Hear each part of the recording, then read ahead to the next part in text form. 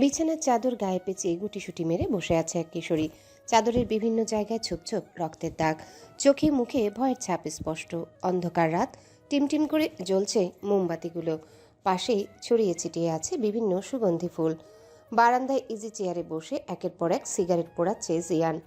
জিয়ান রেজা চৌধুরী সদ্য পাইলটে জয়েন করেছে। বয়স 28-এর কোটায় হলেও দেখতে 25 বছরের যুবক। লম্বা চওড়া শরীর, উজ্জ্বল বর্ণের গায়ের রং, ধূসর রাঙা চোখ। কিছু সময় পর উঠে এসে কিশোরীর সামনে বসল। সিগারেটের শেষ টান দিয়ে ধোয়া নয়নার চোখে মুখে ছাড়ল। মোবাইলের টর্চ অন করে বলে। নয়না চুপ করে আছে। শরীরে অসহ্য ব্যথা, চোখ থেকে টুপটুপ করে অশ্রু ঝরছে। বয়স কত তোমার? নাম কি? নয়না তবুও চুপ করে আছে। চোখ থেকে অজর ধারায় অশ্রু ঝরছে। জিয়ান রেগে বলে। বোবা নাকি? কি জিজ্ঞেস করেছি উত্তর দাও। নয়না তবুও মুখ থেকে কথা বের করল না। জিয়ান নয়নার বাহু ধরে বলে। নাম জিজ্ঞেস করেছি তো উত্তর দাও। নয়না কাপা কাপা কণ্ঠে বলল। সুনয় না। তোমার বোন কোথায়? নীলাঞ্জনা কোথায়? আমি জানি না।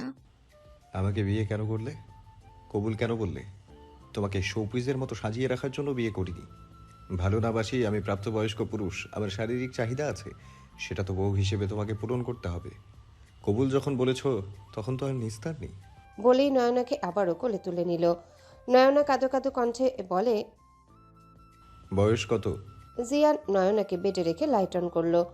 নয়না আরো ভালো করে নিজের শরীরে চাদর পেঁচিয়ে নিল। এলোমেলো চুল, ফর্সা চেহারাটা লাল হয়ে আছে। চোখে লেপ্টে আছে কাজল, ঠোঁট জোড়া ফুলে উঠেছে। মেয়েটাকে দেখে এবার মায়া হচ্ছে জিয়ানের। জেদের বসে এইটুকু মেয়ের সাথে জোর জবস্তি করা হওয়া উচিত হয়নি। আর জিয়ান নরম স্বরে বলল। নয়না মাথা নাড়িয়ে সম্মতি জানালো। নয়না উঠে যেতে হোঁচট খেয়ে পড়ল। জিয়ান নয়নাকে কোলে তুলে ওয়াশরুমে নিয়ে আসলো। নয়নার শরীরে পানি লাগতে শরীর জ্বলে উঠল। জিয়ান নয়নাকে শাড়ির নিচে দাঁড় করিয়ে দিয়ে বাহিরে চলে আসলো। বেডের পাশে বসে নিজের ফোনের স্ক্রিনে এক দৃষ্টিতে তাকিয়ে আছে। কি সুন্দর হাস্যোজ্জ্বল মুখখানা! কে বলবে এই মেয়েটি তাকে চরমভাবে ঠকিয়েছে? আসলে কি স্বার্থর দুনিয়ায় ভালোবাসা ঠুনকো? এরই মধ্যে শীতে কাঁপতে কাঁপতে জিয়ানের একটু দূরে দাঁড়িয়ে নয়না বলে। আমার প্যাড লাগবে। আমি কি তোমার চাকর? আমাকে কেন বলছো? নয়না জিয়ানের ভয়ে আরো 2 কদম পিছিয়ে যায়, যার ফলে নয়নার কাঁধ থেকে চাদর সরে যায়। ফর্সা কাঁধে লাল তিলটা জলজল করছে। জিয়ান চোখ রাঙিয়ে বলে। তুমি কি ড্রেসও পরতে পারো না? এখন সেটাও আমাকে পরিয়ে দিতে হবে? নয়না চাদর শক্ত করে ধরে বলে। আমার ড্রেস তো বাসায়। তাহলে তুমি এখানে কেন এসেছো? নয়না কিছু বলবে তার আগে জিয়ান নয়নার দিকে একটা টি শার্ট আর জিন্স বাড়িয়ে দিয়ে বলে। আজকের মতো ম্যানেজ করো, কাল এক ব্যবস্থা করব। কিন্তু প্যাড। প্যাড দিয়ে কি করবে? নয়না পায়ের নখ দিয়ে দেয়ালে আঁচড় কাটছে। বলো। পিরিয়ড। নয়না ওয়াশরুমে এসে টি শার্ট পরতেই হাঁটুর নিচ পর্যন্ত ঢেকে গেল। 6 ফুট লম্বা চওড়া বডির টি শার্টের ভেতর নয়না ছানাপোনা। জিন্সটাও পরে দুহাতে ধরে আবারও রুমে আসলো। জিয়ান নয়নার দিকে একবার তাকালো, তাকিয়ে কোনো মতে নিজের হাসি চেপে রেখে বলে। নয়না চুপচাপ গুটিসুটি মেরে শুয়ে পড়ল। মাহফুজা বেগম বালিশে মুখ গুজে ফুপিয়ে কেঁদেই চলেছে। মাহবুব তালুকদার এবার উঠে বসলেন। বেডসাইড সুইচ টিপ দিয়ে লাইট অন করলে ধমকে সুরে বললেন। সেই কখন থেকে মরা কান্না করছো? তা মরেছেটা কে? এই বাচ্চা মেয়েটাকে চোখের সামনে থেকে নিয়ে গেল, আর তুমি বলছো কে মেরেছে? মা পূজা, কতবার বলেছি মেয়ের জন্মই হয় পরের ঘরের জন্য, আজ না হয় কাল পাঠাতেই হতো। তাই বলে আমার বাচ্চা মেয়েটাকে বিয়ে দিয়ে পাঠিয়ে দিবে? আমি যা করেছি এই তালুকদার বংশের মান সম্মান আর ভালোর কথা চিন্তা করেই করছি। আর তাছাড়া ছেলেও ভালো আর বংশীয়। সব সময় তুমি ভালোই করো, তবে সেটা তোমার ভাইয়ের জন্য, নয়তো তার পরিবারের জন্য। কিন্তু সেসবে আমার মেয়েটাকে কেন কুরবানি দিলে? আমার মেয়ে আর আমার ভাইয়ের মেয়ে আমার কাছে আলাদা না। নীলাঞ্জনা একটা ভুল করেছে, তার ভুলের জন্য আমরা শাস্তি দেব, কিন্তু সমাজের মানুষের কাছে নিজের মেয়ের সম্মান নিয়ে কথা উঠুক, সেটা তো হতে দিতে পারি না। নাজিম চৌধুরীর যেমন নাম তেমন তার দাপট। তার একমাত্র ছেলে জিয়ান রেজা চৌধুরী। যদি তাদের প্রস্তাবে রাজি না হতাম তাহলে সমাজের মুখ দেখানোর মতো অবস্থা তারা রাখতো না। বাহ, নিজের ভাইয়ের মেয়ের সম্মান রক্ষা করার জন্য নিজের মেয়ের জীবন বলি দিয়ে দিলে। বলি, কেন বলছো মেয়ে আমার ভালো থাকবে? তা তো থাকবেই। এখনো এসএসসি গণ্ডি পেরোতে পারলো না, সেই মেয়েকে এক প্রাপ্তবয়স্ক পাইলটের গলায় ঝুলিয়ে দিয়ে বলছে মেয়ে আমার ভালো থাকবে। তুমি কি সত্যি সুনয়নার নিজের বাবা? এমন বাবা যেন কোনো মেয়ের না হয়। হ্যাঁ, আমি পৃথিবীর সবচেয়ে স্বার্থপর বাবা। তুমি মনে রেখো, আমার মেয়ের শরীরে একটু আঁচড় লাগলে আমি কাউকে ছেড়ে দিব না। জেলের ভাত খাওয়াবো সবাইকে, ভুলে যাব কার সাথে আমার কি সম্পর্ক। মাহবুব তালুকদার উঠে এসে বারান্দায় দাঁড়ালেন। রাত বাজে 1:25। এখন কি কল করা ঠিক হবে? 7-5 ভাবতে ভাবতে কল করেই বসলেন নাজিম সাহেবকে। নাজিম সাহেব ভ্রু কুঁচকে কলটা রিসিভ করলেন, গম্ভীর কণ্ঠে বললেন, এখন আর কি বলার বাকি আছে তালুকদার সাহেব? রাগ অভিমান করাটা স্বাভাবিক, কিন্তু ভাগ্যের খেলা আমাদের তো বোঝা দায়। যেটা বলার জন্য কল করেছিলেন সোজা সেই পয়েন্টে আসুন।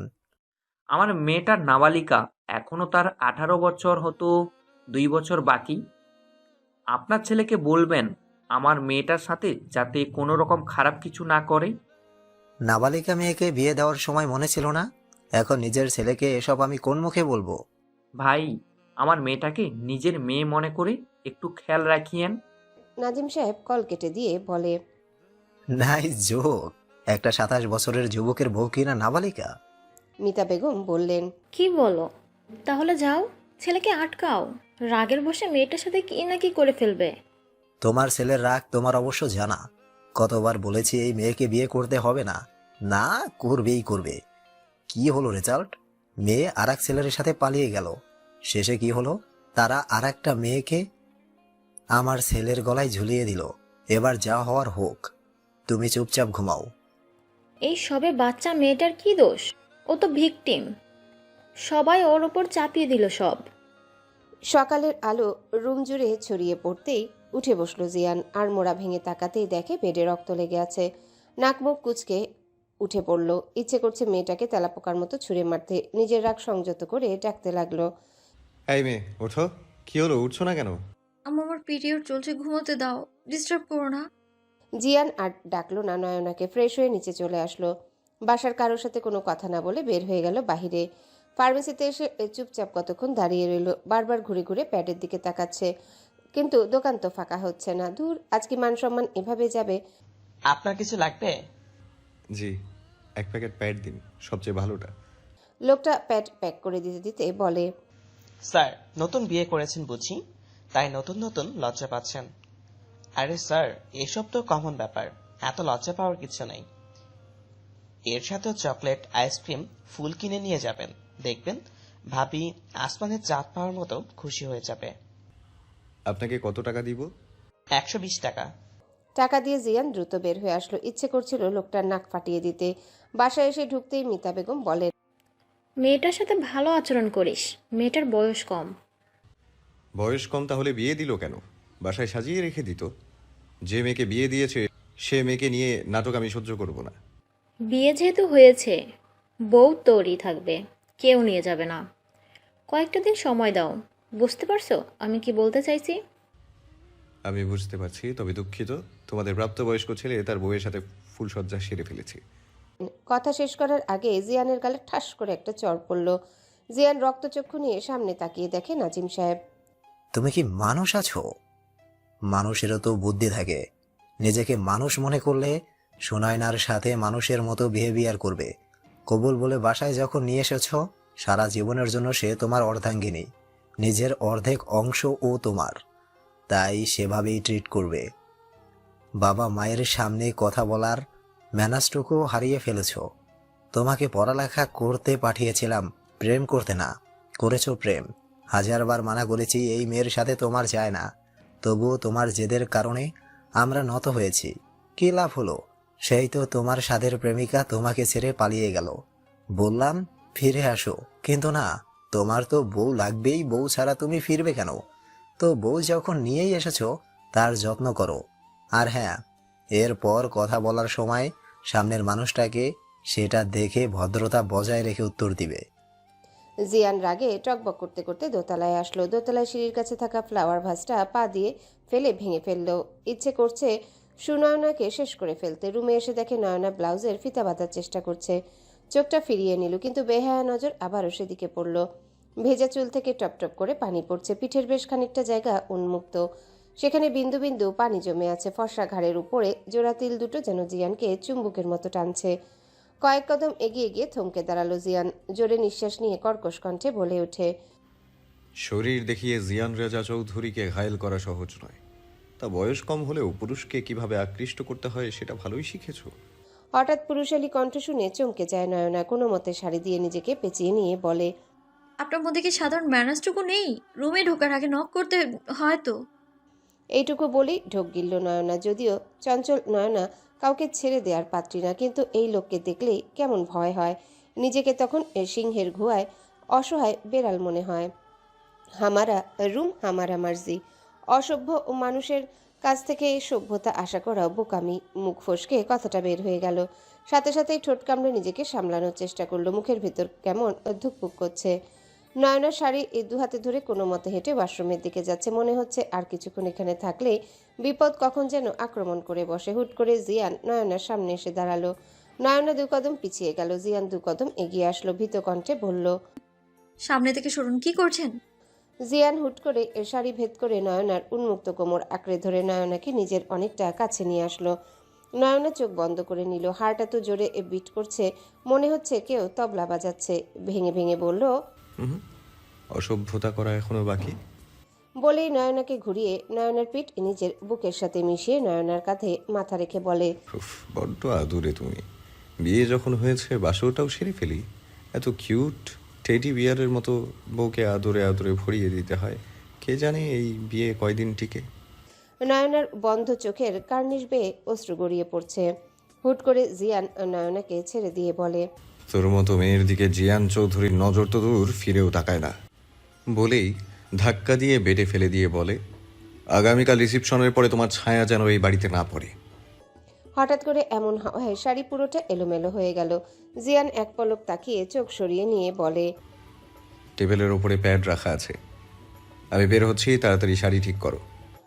জিয়ান রুম থেকে বেরোতে নয়না শাড়ি পেঁচাতে লাগলো। না, কোনোভাবে আগামাথা মেলাতে পারছে না। দূর, এসব শাড়ি ফাড়ি আমাকে দিয়ে পরা হবে না। কিন্তু আমি পরবো কি? কোনো ড্রেসও তো আনা হয়নি। গালে হাত দিয়ে কতক্ষণ ভাবলো, তারপর নিজের খুরাফাতি বুদ্ধি কাজে লাগিয়ে পরার মতো ড্রেস বানিয়ে নিল। প্যাড হাতে নিয়ে বেশ অবাক হলো। প্যাডের সাথে একটা ব্যাগে কিটক্যাট আর ডেরি মিল্ক চকলেট দেখে বেশ অবাক হলো নয়না। মনে মনে বলে, লোকটা কি এই বুড়ো বয়সে চকলেট খায়? এমন রসকসহীন মানুষ চকলেট কি করে খেতে পারে? চকলেট খাবে সুইট কিউট মিষ্টি হৃদয়ের মানুষ। ওয়াশরুম থেকে বের হয়ে বেডে বসে চকলেট খাওয়া শুরু করলো। জিয়ান চলে যেতেই মিতা বেগম বললেন, এত বড় ছেলের গায়ে কেউ হাত তোলে? একদম চুপ থাকো। এসব কিছুর জন্য একমাত্র দায়ী তুমি। ছেলের দোষ সারাক্ষণ আঁচলের তলায় লুকিয়ে রেখে রেখে বিগড়ে দিয়েছো ছেলেটাকে। বয়স, বাবা মায়ের সামনে বয়স আর কি? অন্যায় দেখলেই কানের নিচে ঠাটিয়ে দিলে আজ এই পরিস্থিতির সম্মুখীন হতে হতো না। আর হ্যাঁ, ওই বাড়িতে কল করে বলে দাও কাল এখানে রিসেপশন, সো এখানে এসে যেন কোনো নাটক ক্রিয়েট না করে। এখানকার কেউ তো জানে না এক মেয়ে পালিয়ে গিয়েছে বলে আর এক মেয়েকে ঘাড়ে চাপিয়ে দিয়েছি। চৌধুরী পরিবার হাতছাড়া তো করা যায় না। ডাটি গেম খেলেছে। দোষ তো তোমার ছেলেরও আছে। সেটাও তোমার ফল্ট। আমি তখন তোমাকে বললাম আমি দেখে নিচ্ছি রেজাকে, তখন তুমি বললে দয়া করে ভরা আসরে সিন ক্রিয়েট করো না, যা হচ্ছে হতে দাও। জিয়ান রুমের সামনে এসে দাঁড়িয়ে চোখ বড় বড় করে তাকিয়ে আছে। তুই কি আসলে মেয়েটার সাথে ইন্টিমেট হয়েছিস? চুপ কর সাদা, মেজাজ এমনিতেই খারাপ, আর খারাপ করিস না। নিকোটিনে শেষ টান দিয়ে বলে, করতে পারলাম কই? তাহলে কি করেছিস? এই অবস্থা কি করে হলো? তেমন কিছুই করিনি। তুই এইটুকু মেয়ের সাথে জবরদস্তি করেছিস? এটা বাচ্চা ব্রো। রাখ তোর বাচ্চা, 6 মাসের বাচ্চার মা হয়ে যাবে, আসছে বাচ্চা। একটা বাচ্চা আমাকে কোন বাবা বিয়ে দেয়? আমার আর ওর বয়সের ডিফারেন্স জেনেই বিয়ে দিয়েছে। জাহিদ, তুই তো আমার বন্ধু জাহিদ না? আমি যে জাহিদকে চিনি সে তো মেয়েদের সম্মান করে, ভদ্র প্রকৃতির একজন আদর্শ পুরুষ। ভদ্রতা? ভদ্রতাকে আমি দাফন করে দিয়ে এসেছি ওই বাড়ির উঠোনে। কি দোষ ছিল আমার? ভালোবেসেছিলাম এইটুকুই। সবার বিরুদ্ধে যে বিয়ে করে নিজের অর্ধাঙ্গিনী বাড়াতে চেয়েছিলাম, এটাই ভুল। এখানে সুনয়নার দোষটা কোথায়? সাপের বংশে মানুষ আসবে কোথা থেকে? ওরা সব কটা সাপ, তাই 20 দাঁত আগেই উপড়ে ফেলবো। ভাগ্যিস পিরিয়ড শুরু হয়েছে, নয়তো আমি ওর এমন হাল করতাম জীবনে অন্য কোনো পুরুষের কথা চিন্তায় আনতেও রুহ কেঁপে উঠত। তুই যাচ্ছিস কবে? তোর ছুটি শেষ হচ্ছে কবে? সিগারেট ধরাতে ধরাতে বলে, 5 দিনের ছুটির 3 দিন শেষ, আর 2 দিন বাকি আছে। আচ্ছা, লাবিব কই? ওরে তো আমার বিয়ের দিন থেকে দেখছি না, মোবাইলও সুইচড অফ। লাবিব গ্রামে গেছে। লাবিবের কথা ছাড়, আমার কথা শোন। মেয়েটাকে একটা বছর সময় দে। এবার এসএসসি দিবে, সেটা শেষ করুক। ততদিনে তোর সাথে ওর সম্পর্ক মজবুত হোক। এমন কিছু করিস না মেয়েটার সাথে যাতে তোকে ছেড়ে যেতে বাধ্য হয়। দ্রুত উঠে দাঁড়িয়ে হনহন করে বেরিয়ে আসলো নাহিদের রুম থেকে। সোজা বাসায় এসে নিজের রুমে ঢুকলো। খাটের উপর তাকিয়ে দেখে খাটের উপর বসে চকলেট খেতে ব্যস্ত নয়না। শার্টের কলার কাঁধ বেয়ে পড়ে কাঁধের বেশ খানিকটা স্পষ্ট। ঝাঝালো কণ্ঠে ডাকলো, এই মেয়ে। ভয়ে চকলেট মুখের পাশে লেপটে গেল। হাত পেছনে নিয়ে চকলেট লুকিয়ে রাখলো। তোমার সমস্যা কি? সবসময় নিজের শরীর দেখানোর চেষ্টা কেন করো? এসব কি পড়েছো? শাড়ি কই তোমার? নয়নার বলতে ইচ্ছা করলো, আমার নাম সুনয়না, নট এই মেয়ে। চোখ পিটপিট করে তাকাচ্ছে আর মনে মনে এসব ভাবছে। কি হলো, উত্তর দাও। শাড়ি কোথায় তোমার? নয়না উঠে দাঁড়িয়ে বলে, এই তো। পুরো শাড়ি পেঁচিয়ে কোমরে গুজে রেখেছে। দাঁড়ানোর ফলে শার্টের হাতার ভেতরে হাত দুটো হারিয়ে গেছে। জিয়ান এবার রাগ না হাসি আসছে। সামনের দিকে ভালো করে তাকিয়ে মনে মনে বলে, আসলেই তো বাচ্চা লাগছে দেখতে। মুখে চকলেট লেপটে আছে, শাড়ি এমনভাবে পেঁচিয়ে রেখেছে 2 কদম হাঁটলেই উষ্টা খেয়ে পড়বে। বুঝলাম না, পুরো পরিবার কি আমার সাথে আবার একটা ধোঁকা করলো? বিয়ের দিন তো জলপাই রঙের লেহেঙ্গা পরা মেয়েটাকে এত বাচ্চা লাগেনি। এই মেয়ে, এদিকে আসো। নয়না বারবার হাত দুটো উপরের দিকে উঠানোর চেষ্টা করছে। কয়েকবার চেষ্টা করে মোটামুটি হাত দুটো কাবু করতে পেরেছে। শাড়ি একটু উঁচু করে সামনে এগোতে চাইলে বেডের উপর থেকে ধপাস করে পড়ে যেতে নিলে জিয়ান ধরে ফেলে। জিয়ানের গলা জড়িয়ে ধরে ড্যাব ড্যাব করে তাকিয়ে আছে নয়না। মনে মনে বলে, হায়। আমার রণবীর কাপুর। জিয়ান ঠাস করে নিচে ফেলে দেয়। নয়না জোরে বাবা গো বলে চিৎকার করে ওঠে। আরও চিৎকার দেওয়ার আগে জিয়ান নয়নার মুখ চেপে ধরে। মনে মনে নয়না বলে, তুই একটা ভিলেন, তোকে আমি এমন শিক্ষা দেবো খালি আর একটু সাহস আমার বাড়ুক।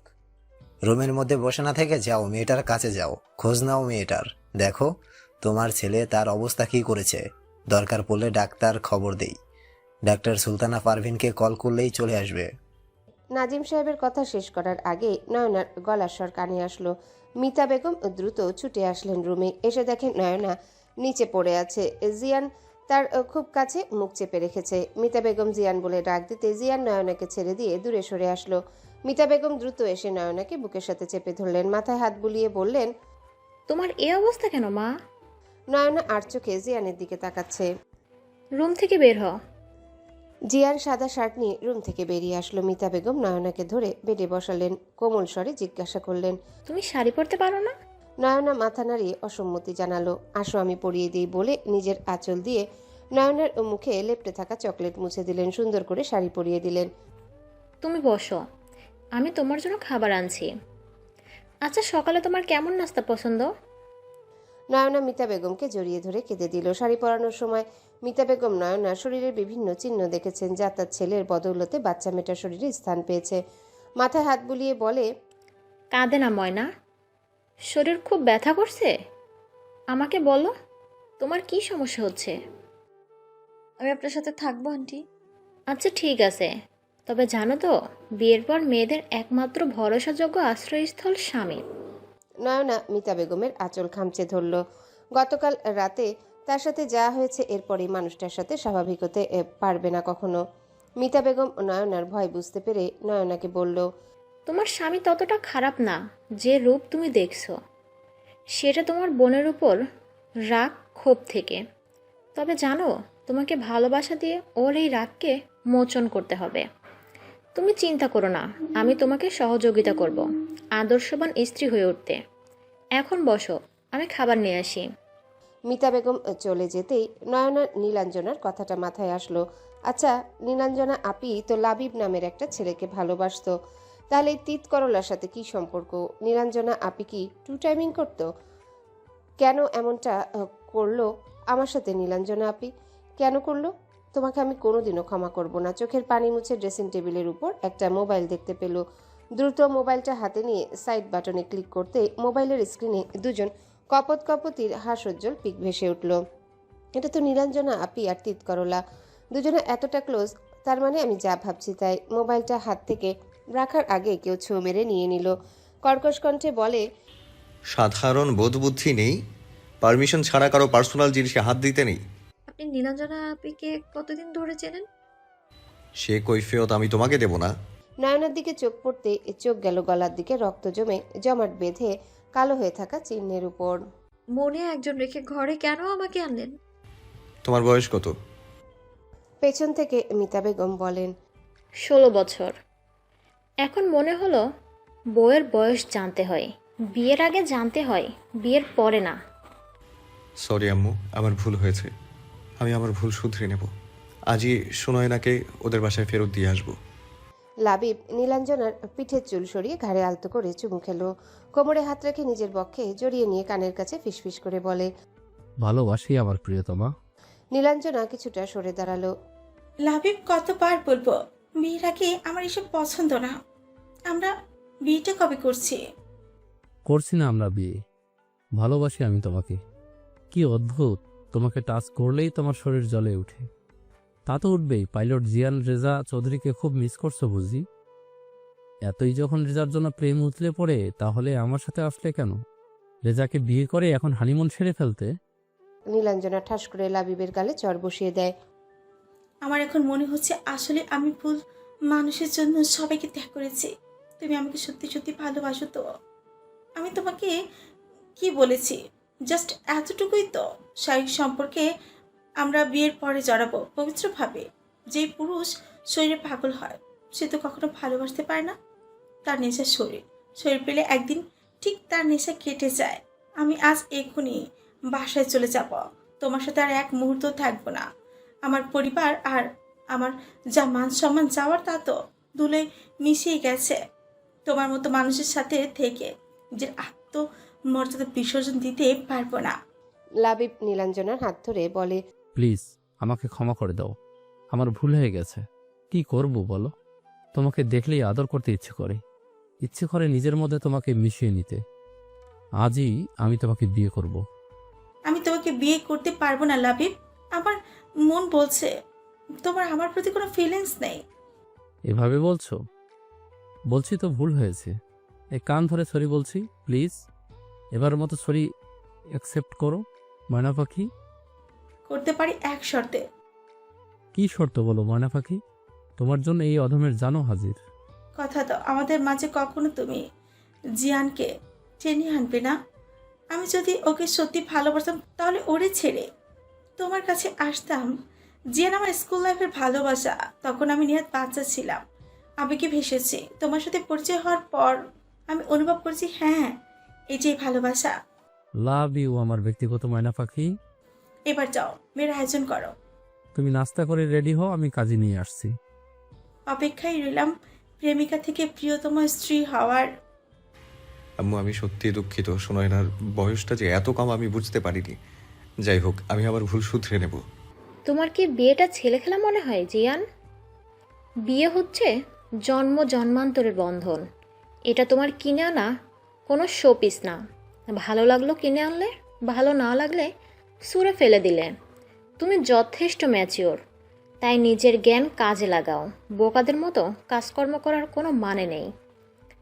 নয়না তুমি বসো, আমি তোমার জন্য নাস্তা নিয়ে আসি। যাওয়ার সময় জিয়ানকে বলে গেল, আমি যাব আর আসবো, ওর সাথে কোনো রকম মিসবিহেভিয়ার করবে না।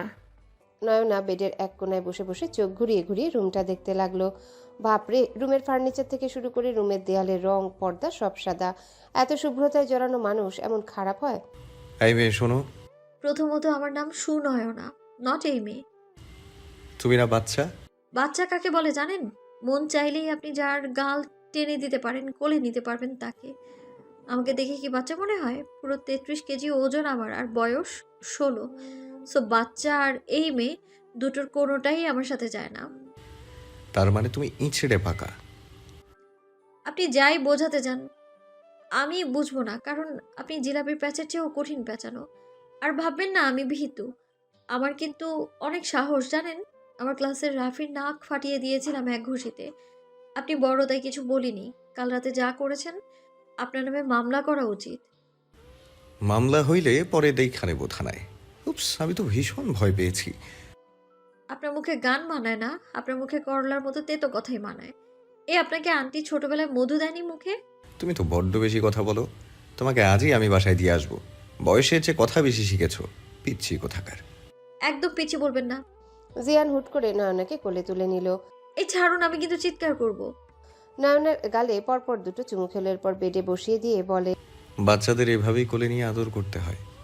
মনে মনে নয়না বলে, নেহাত 6 তলা বিল্ডিং এর মতো দেহ আর লম্বা, নয়তো আমি বোঝাতাম আমাকে নিয়ে মজা করার শাস্তি কত কঠিন। জিয়ান নয়নার সামনে বসলো। প্রথমবার নয়নার দিকে নজর দিল, ভালোভাবে লক্ষ্য করলো হলদে ফর্সা গায়ের বরণ, পিঙ্কিশ পিঙ্কিশ একজোড়া ঠোঁট, হরিণের মতো টানা টানা একজোড়া চোখ, চেহারা জুড়ে অদ্ভুত সরলতা। হঠাৎ কপালের ডান পাশে চোখ পড়তে জিয়ানের চোয়াল শক্ত হয়ে গেল।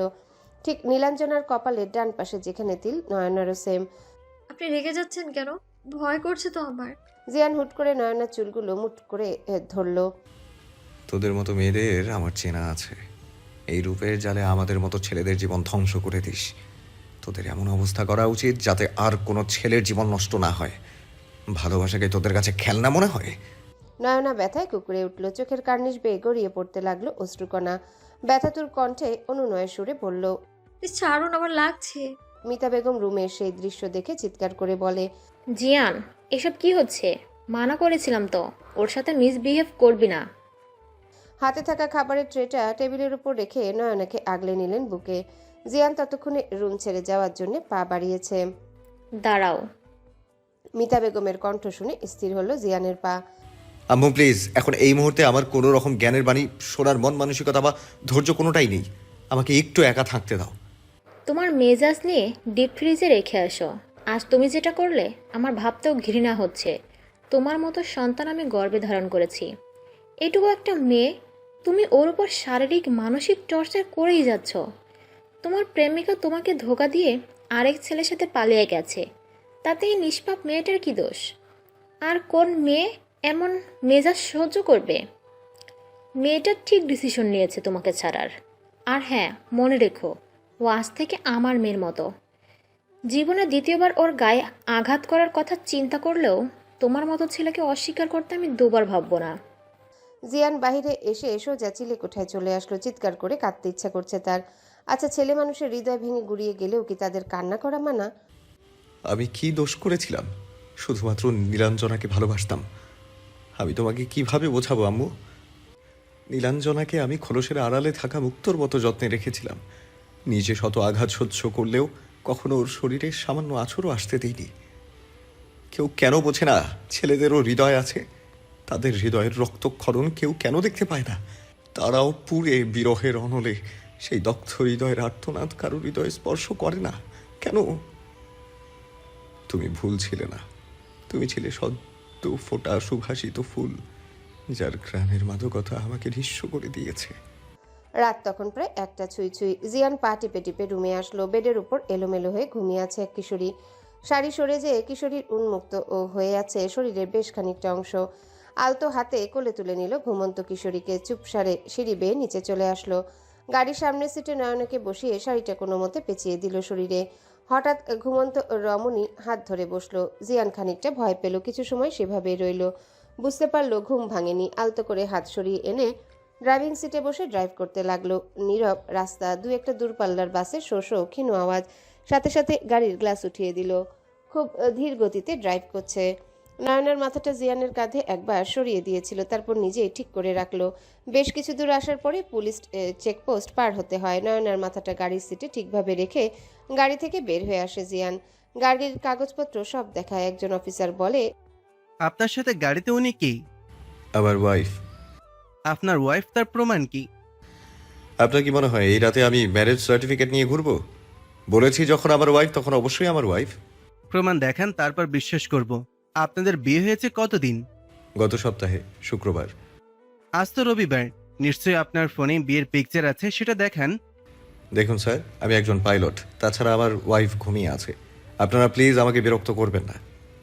আপনার বাসার কারোর সাথে কথা বলিয়ে দেন। আর আপনি যেই হন না কেন, আইন সবার জন্য সমান। হতেই তো পারে মেয়েটিকে আপনি কিডন্যাপ করে নিয়ে যাচ্ছেন। একজন যে জানালার কাছে বাড়ি দিয়ে ম্যাডাম ম্যাডাম বলে ডাকতে লাগলো। জিয়ান দ্রুত গাড়িতে এসে নিজের গায়ের শার্ট খুলে নয়নার গায়ে পরিয়ে দিচ্ছে। নয়না ঘুম ঘুম চোখ দুটো কোনো মতে খুলতে জিয়ানকে দেখে ঘাবড়ে যায়, কান্না মিশ্রিত কণ্ঠে বলে, প্লিজ আমায় ছেড়ে দিন, আমাকে আর ব্যথা দেবেন না। একদম চুপ, একটাও কথা বলবে না। বাইরে পুলিশ, শাড়ি তো খুলে রেখেছো অর্ধেক। আমার ওয়াইফকে এই অবস্থা অন্য কেউ দেখবে। নয়না জোরে চিৎকার দিয়ে বলে, কে আছো, বাঁচাও। বাহিরের পুলিশের লোকেরা বলতে থাকে গাড়ি থেকে বের না হলে আমরা গাড়ির দরজা ভেঙে ফেলতে বাধ্য হব। একটা শব্দও করবে না, চুপ করে থাকো। বলেই শার্টের বাটন লাগিয়ে দিল। তোমার বাবার নাম্বার বলো। বাবা? এত রাতে? হ্যাঁ, তোমার বাবা। আপনি না চৌধুরী বংশের ছেলে, তো বলুন, আমাকে হ্যারাসমেন্টের দায়ে আপনাদের চাকরি খেয়ে দেব? Just silent. যেটা বলেছি সেটা করো। ফোনটা দিন, নাম্বার উঠিয়ে দিই। যেটা বলেছি সেটা করো। এরপর বের হয়ে এসে বলে, আপনাদের কাজ কি রাতের বেলা ভদ্র মানুষদের অসম্মান করা? না, আমাদের ডিউটি দেশ ও জনগণকে নিরাপত্তা দেওয়া। আমরা সেটাই করছি। Just wait. কল করলো মাহবুব তালুকদারের নাম্বারে। কল ঢোকার আগে কেউ একজন মোবাইল নিয়ে কল কেটে দিল। তুমি বাইরে কেন এসেছো? তুমি আদর্শ হাজবেন্ডের মতো আমাকে প্রোটেক্ট করার জন্য একা লড়াই করবে আর আমি ঘুমিয়ে থাকবো? জান, আমি সুনয়না তালুকদার, পিতা মাহবুব তালুকদার। এই যে 2 দিন আগে শুক্রবার গেল, সেই দিনটাই ছিল আমার আর আমাদের ভালোবাসার প্রণয়ের দিন। আমার হাজবেন্ড ওয়াইফ লং ড্রাইভে বের হয়েছিলাম। এতে আপনাদের সমস্যাটা কি? আচ্ছা ম্যাডাম, সরি, তবে আপনাকে তার ওয়াইফ মনে হচ্ছে না। আপনার বউয়ের সাথে নিশ্চয়ই আপনি বেমানান, তাই এইসব উল্টাপাল্টা কথা বলছেন। এই চলো তো, সময় নষ্ট হচ্ছে। বলে জিয়ানের হাতের মধ্যে হাত রাখলো। গাড়িতে এসে বসে জিয়ানের দিকে তাকিয়ে বলে, আসলে আমি অনেক সাহসী, কিন্তু সমস্যা হলো আমার আরেকটু সাহস দরকার, তারপর আপনার সাথে বোঝাপড়া করব। এই প্রথম সুনয়নের মুখ থেকে স্বাভাবিক কথা শুনল জিয়ান। বেশ কিছুক্ষণ সুনয়নার দিকে তাকিয়ে রইল। এভাবে দেখার কি আছে? আপনারই তো বউ, না চাইলেও সারা জীবন এই মুখ দর্শন করতে হবে। আচ্ছা, আমরা কোথায় যাচ্ছি? সরি। নয়না অবাক হয়ে বলে, আপনি কিছু বললেনই মাত্র। সরি, আমি আসলেই দুঃখিত। আমার উচিত হয়নি তোমার সাথে এমন আচরণ করা। তোমার তো এখানে কোনো দোষ নেই, উল্টো আমাদের মাঝে তুমি ফেসে গেছো। রিয়েলি সরি, শোনোয় না। আপনি সরিও বলতে পারেন। এক কাজ করুন, আপনার সরির আচার বানিয়ে ধীরে ধীরে 1 চামচ করে খেয়ে ফেলুন। আমি তোমাকে একেবারের জন্য রেখে যাব এখানে। খুব তাড়াতাড়ি তোমার জন্য তোমার উপহার চলে আসবে। দেখুন, আমার এইটুকু মাথা, তাও আবার বিশাল চুল, তার ভেতরে খোলস, খোলসের ভেতর এইটুকু বুদ্ধি। তাই সহজভাবে বলুন মিস্টার পাইলট। খুব তাড়াতাড়ি আমি তোমার জন্য ডিভোর্স লেটার পাঠাবো। যা ইচ্ছে করুন, আগে আমার বাসায় দিয়ে আসুন। না, আমি বাসায় যাব না। আপনি এক কাজ করুন, আমাকে কোনো হোস্টেলে রেখে আসুন। Are you crazy? হঠাৎ করে অশ্রু টলমল নেত্রে তাকিয়ে বলে, জানেন, আমি না ধর্ষণ সম্পর্কে পত্রিকায় পড়েছি, টিভিতে নিউজ দেখেছি, কখনো কল্পনাও করিনি সেই সব কিছুর ভিকটিম আমি নিজে হব। আমার আপনাকে দেখলে ভয় হয়, মনে হয় এখনই হিংস্র জানোয়ারের মতো ঝাঁপিয়ে পড়বেন আমার উপর। বলতে বলতে হাঁটুতে মুখ গুজে কান্না করতে লাগলো। এই মুহূর্তে নিজেকে ধ্বংস করে দিতে ইচ্ছে করছে জিয়ানের। শেষে কিনা সে কোনো মেয়ের কাছে ধর্ষক, চোখে রক্ত জমাট বেঁধে গেছে। হাত মুঠো করে নিজের প্রতি আসা রাগটাকে কন্ট্রোল করার চেষ্টা করছে। নয়নার গায়ে হাত দিতেও লজ্জা হচ্ছে এখন। কিভাবে করলাম আমি এটা? নিজেকে ক্ষমা করব কিভাবে? নয়নার মাথায় হাত রেখে বলে, আমি তোমাকে কষ্ট দিয়েছি, আর তা কখনোই আমি চাইনি। আমি নিজের ভুল বুঝতে পেরেছি। তোমার যন্ত্রণার জন্য আমি গভীরভাবে দুঃখিত। আমি জানি কথা দিয়ে সব কিছু ঠিক হবে না। আমি তোমার হৃদয়ে যে গভীর ক্ষত দিয়েছি, জানি না তুমি কখনো আমাকে ক্ষমা করবে কিনা। আর কিছু বলার আগে নয়না জিয়ানকে জড়িয়ে ধরে কাঁদতে লাগলো। প্লিজ কেঁদো না নয়না। আমার কালো ছায়া কোনোদিনও আর তোমার উপর পড়বে না। আমি জানি তোমার হৃদয়ে যে গভীর ক্ষত তাজা আছে, তা হয়তো এই জন্মে আমি মুছে দিতে পারবো না। পারলে ক্ষমা করে দিও। নয়না কিছু বলতে যেও বলতে পারল না। গাড়ির সিটে হেলান দিয়ে বসে রইল। জিয়ান নয়নার বাড়ির সামনে এসে বলে, আমি কি এখান থেকে চলে যাব, নাকি বাসার ভেতর পর্যন্ত আসবো? আপনি আমাকে বাবা মায়ের কাছ থেকে নিয়ে গেছেন, তাই তাদের কাছে ফেরত দিয়ে আসবেন আমায়। দারোয়ান বেশ অবাক হলো এত রাতে নয়নাকে দেখে। বাসায় দরজায় এসে বার কয়েক কলিং বেল দেওয়ার পর মাহফুজা বেগমের ঘুম ভেঙে গেল। ড্রয়িং রুমে এসে লাইট অন করে বলে, এত রাতে কে আসলো? দরজা খুলে নয়নাকে দেখে বলে, মা, তুই এত রাতে? সব ঠিক আছে তো? কি হয়েছে? তোমার শার্ট ওর শরীরে কেন? কি করেছো আমার মেয়ের সাথে? আম্মু ভেতরে আসতে দাও আগে। আয়। বলেই দ্রুত মাহবুব তালুকদারকে ডেকে তুলল। চোখ ডলতে ডলতে বলেন, এত রাতে তোমার আবার কি হলো? মেয়ে আর মেয়ের জামাই এসেছে, দ্রুত চলো। আমার কিছু ঠিক মনে হচ্ছে না। মাহবুব তালুকদার এসেই বলেন, এত রাতে কি এমন ইমার্জেন্সি পড়লো যে বাসায় চলে আসলে? আসার আগে একটু ইনফর্ম তো করবেই। আপনার মেয়েকে আপনার কাছে ফেরত দিতে আসলাম। আচ্ছা, কথা পরে হবে। নয়না, তুই বরং জামাইকে নিয়ে রুমে যা। লাল টুকটুকে বেনারসিতে বউ সেজে বসে আছে নীলাঞ্জনা, হাত ভর্তি মেহেদি। বাসা থেকে পালানোর সময় টাকা আর গহনা নিয়ে এসেছিল, সেসব দিয়ে বিয়ের আয়োজন করেছে লাবিব। মেরুন রঙের শেরওয়ানি পরে রুমে প্রবেশ করলো লাবিব। নীলাঞ্জনাকে দেখে তার রূপে মুগ্ধ হয়ে তাকিয়ে থেকে বলে, তোমার প্রেমে আমি কেন? যে কোনো পুরুষ পড়তে বাধ্য। তোমার সৌন্দর্য বর্ণনা করে শেষ করা যাবে না। ইস, সবাই বলবে জিতেছি। ইচ্ছে করছে টুক করে তোমাকে খেয়ে ফেলি। নিজের বউকে নিজেই না নজর দিয়ে ফেলি। নীলাঞ্জনা বেশ অবাক হলো। আচ্ছা লাবিব, আমার রূপ দেখেছে? আমার চোখ ভর্তি অশ্রু ওর চোখে পড়ছে না? কই একবার তো জিজ্ঞেস করলো না তোমার চোখে পানি কেন? একবারে বললো না তোমার হাতে মেহেদির রং কেমন গাঢ় হয়েছে দেখি? তোমার কি মন খারাপ? তাহলে লাবিব কি আমায় ভালোবাসে নাকি আমার রূপের মোহে আটকে পড়েছে? এই আমার সুন্দরী বউ, কি ভাবছো বলো তো? তুমি আমাকে দেখে আমার সৌন্দর্য উপভোগ করো, অথচ আমার চোখের দিকে তাকিয়ে হৃদয় পড়তে পারো না। তুমি কি আমায় ভালোবাসো নাকি শুধু আটকে আছো আমার মোহ মায়ায়? লাবিব এগিয়ে এসে বলে, কবুল বলতে দাও, তারপর দেখো আমি কিসে আটকে আছি আর কি পড়তে পারি। সুন্দরী, এক্ষুনি কাজে আসবে। নীলাঞ্জনার মনটা খারাপ হয়ে গেল। হঠাৎ মনে হলো ভালোবাসার চেয়ে মন পড়তে পারে এমন মানুষ জীবনে বেশি প্রয়োজন। রং চঙে ভালোবাসা হয় না, রং তো কেবল মোহ। কাজী সাহেব আসলেন, বিয়ে পড়ালেন। লাবিবের চাচা আর তার পরিবার উপস্থিত ছিল বিয়েতে। নীলাঞ্জনার পক্ষ থেকে কেউ উপস্থিত নেই। কবুল বলতে যে কান্নায় ভেঙে পড়ে নীলাঞ্জনা। হঠাৎ তার মন বলছে সে যেন বড় কোনো ধ্বংসের সূচনা করছে। মনে মনে আওড়ালো, তোমাদের অভিশাপ নিয়ে আমি সুখী হতে পারবো তো বাবা? রঙিন বেলুন আর জড়ি দিয়ে সাজানো রুমে বসে আছে নীলাঞ্জনা। হাঁটুতে মুখ গুজে কান্না করছে। সবকিছু কেমন বিষাক্ত মনে হচ্ছে। ছুটে চলে যেতে ইচ্ছে করছে ছেড়ে আসা প্রিয় মানুষদের কাছে। এটা কি করলে তুমি? জামাই প্রথমবার এসেছে, কই তাকে আপ্যায়ন করবে? তা না, উল্টো বন্দি করে রেখেছো। একদম চুপ করো তুমি। জামাই, কত বড় সাহস! তুমি ভেবে দেখো, আমার মেয়েকে বিয়ে করে নিয়ে এখন আবার ফেরত দিতে এসেছে। ও 14 পুরুষ চৌধুরী হলে আমরাও তালুকদার বংশ। দেখি কার ঘাড়ে কটা মাথা। আমার মেয়ের জীবন নিয়ে কোন শালার বেটাকে সাবলুডো খেলতে দেব না। মাহতুব তালুকদার বেঁচে থাকতে কখনোই তা সম্ভব না। মিজান তালুকদার এসে বলে, ভাইজান, এত রাতে ডেকে পাঠালেন কেন? কোনো সমস্যা? সমস্যা বলেই ডেকে এনেছি। ওই ছেলে আমার মেয়েকে ফেরত দিতে এসেছে। ওর এত বড় স্পর্ধা! আমার মেয়েকে ও পণ্য ভেবেছে। মাথা ঠান্ডা করেন ভাইজান, শত হোক আমরা মেয়ে পক্ষের, তাই হুট করেই হটকারিতায় কোনো সিদ্ধান্ত নেওয়া যাবে না। রাতটা শেষ হোক। চৌধুরী সাহেব কি বলেন? এর উপর ডিপেন্ডেবল আগে কি হবে? আশ্চর্য, তোমাদের পরিবারের সবার কি মাথায় সমস্যা? তোমরা এখানে কি করো? পাবনা মেন্টাল হসপিটালে যাও। নয়না বেডের উপর দাঁড়িয়ে বলে, মুখ বন্ধ করুন মিস্টার পাইলট।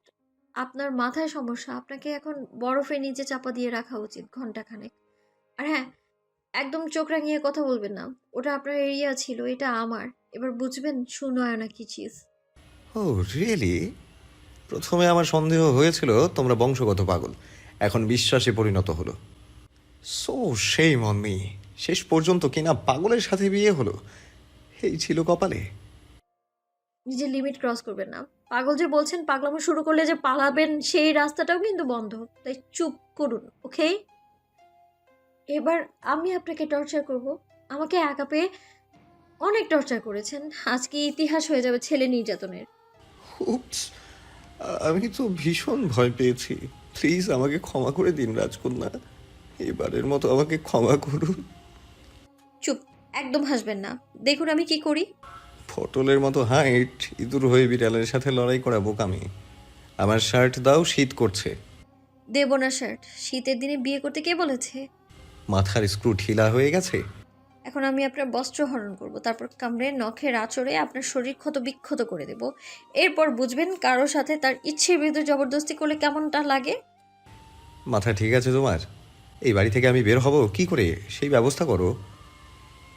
এই ড্রেসের সাথে কিছু করবে না বলে দিলাম।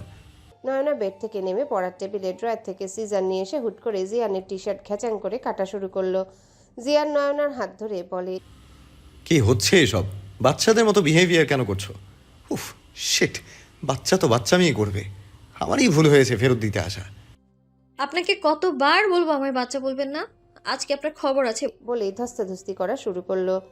জিয়ান নয়নার কোমর ধরে একদম নিজের কাছে নিয়ে আসলো। আরেক হাত দিয়ে নয়নার হাত দুটো পেছনের দিকে শক্ত করে ধরে রাখলো। নয়নার কেমন অদ্ভুত লাগছে, মনে মনে বিড়বিড় করে বলে, নয়না, দুর্বল হলে চলবে না, এটা তোর বাসা, সাহস দেখা। ছাড়ুন আমায়, এখন জোর দেখাচ্ছেন। জিয়ান নয়নাকে আর নিজের কাছে টেনে আনলো। নয়না চোখ বন্ধ করে বলে, প্লিজ ছাড়ুন, কিছু করবেন না আমায়।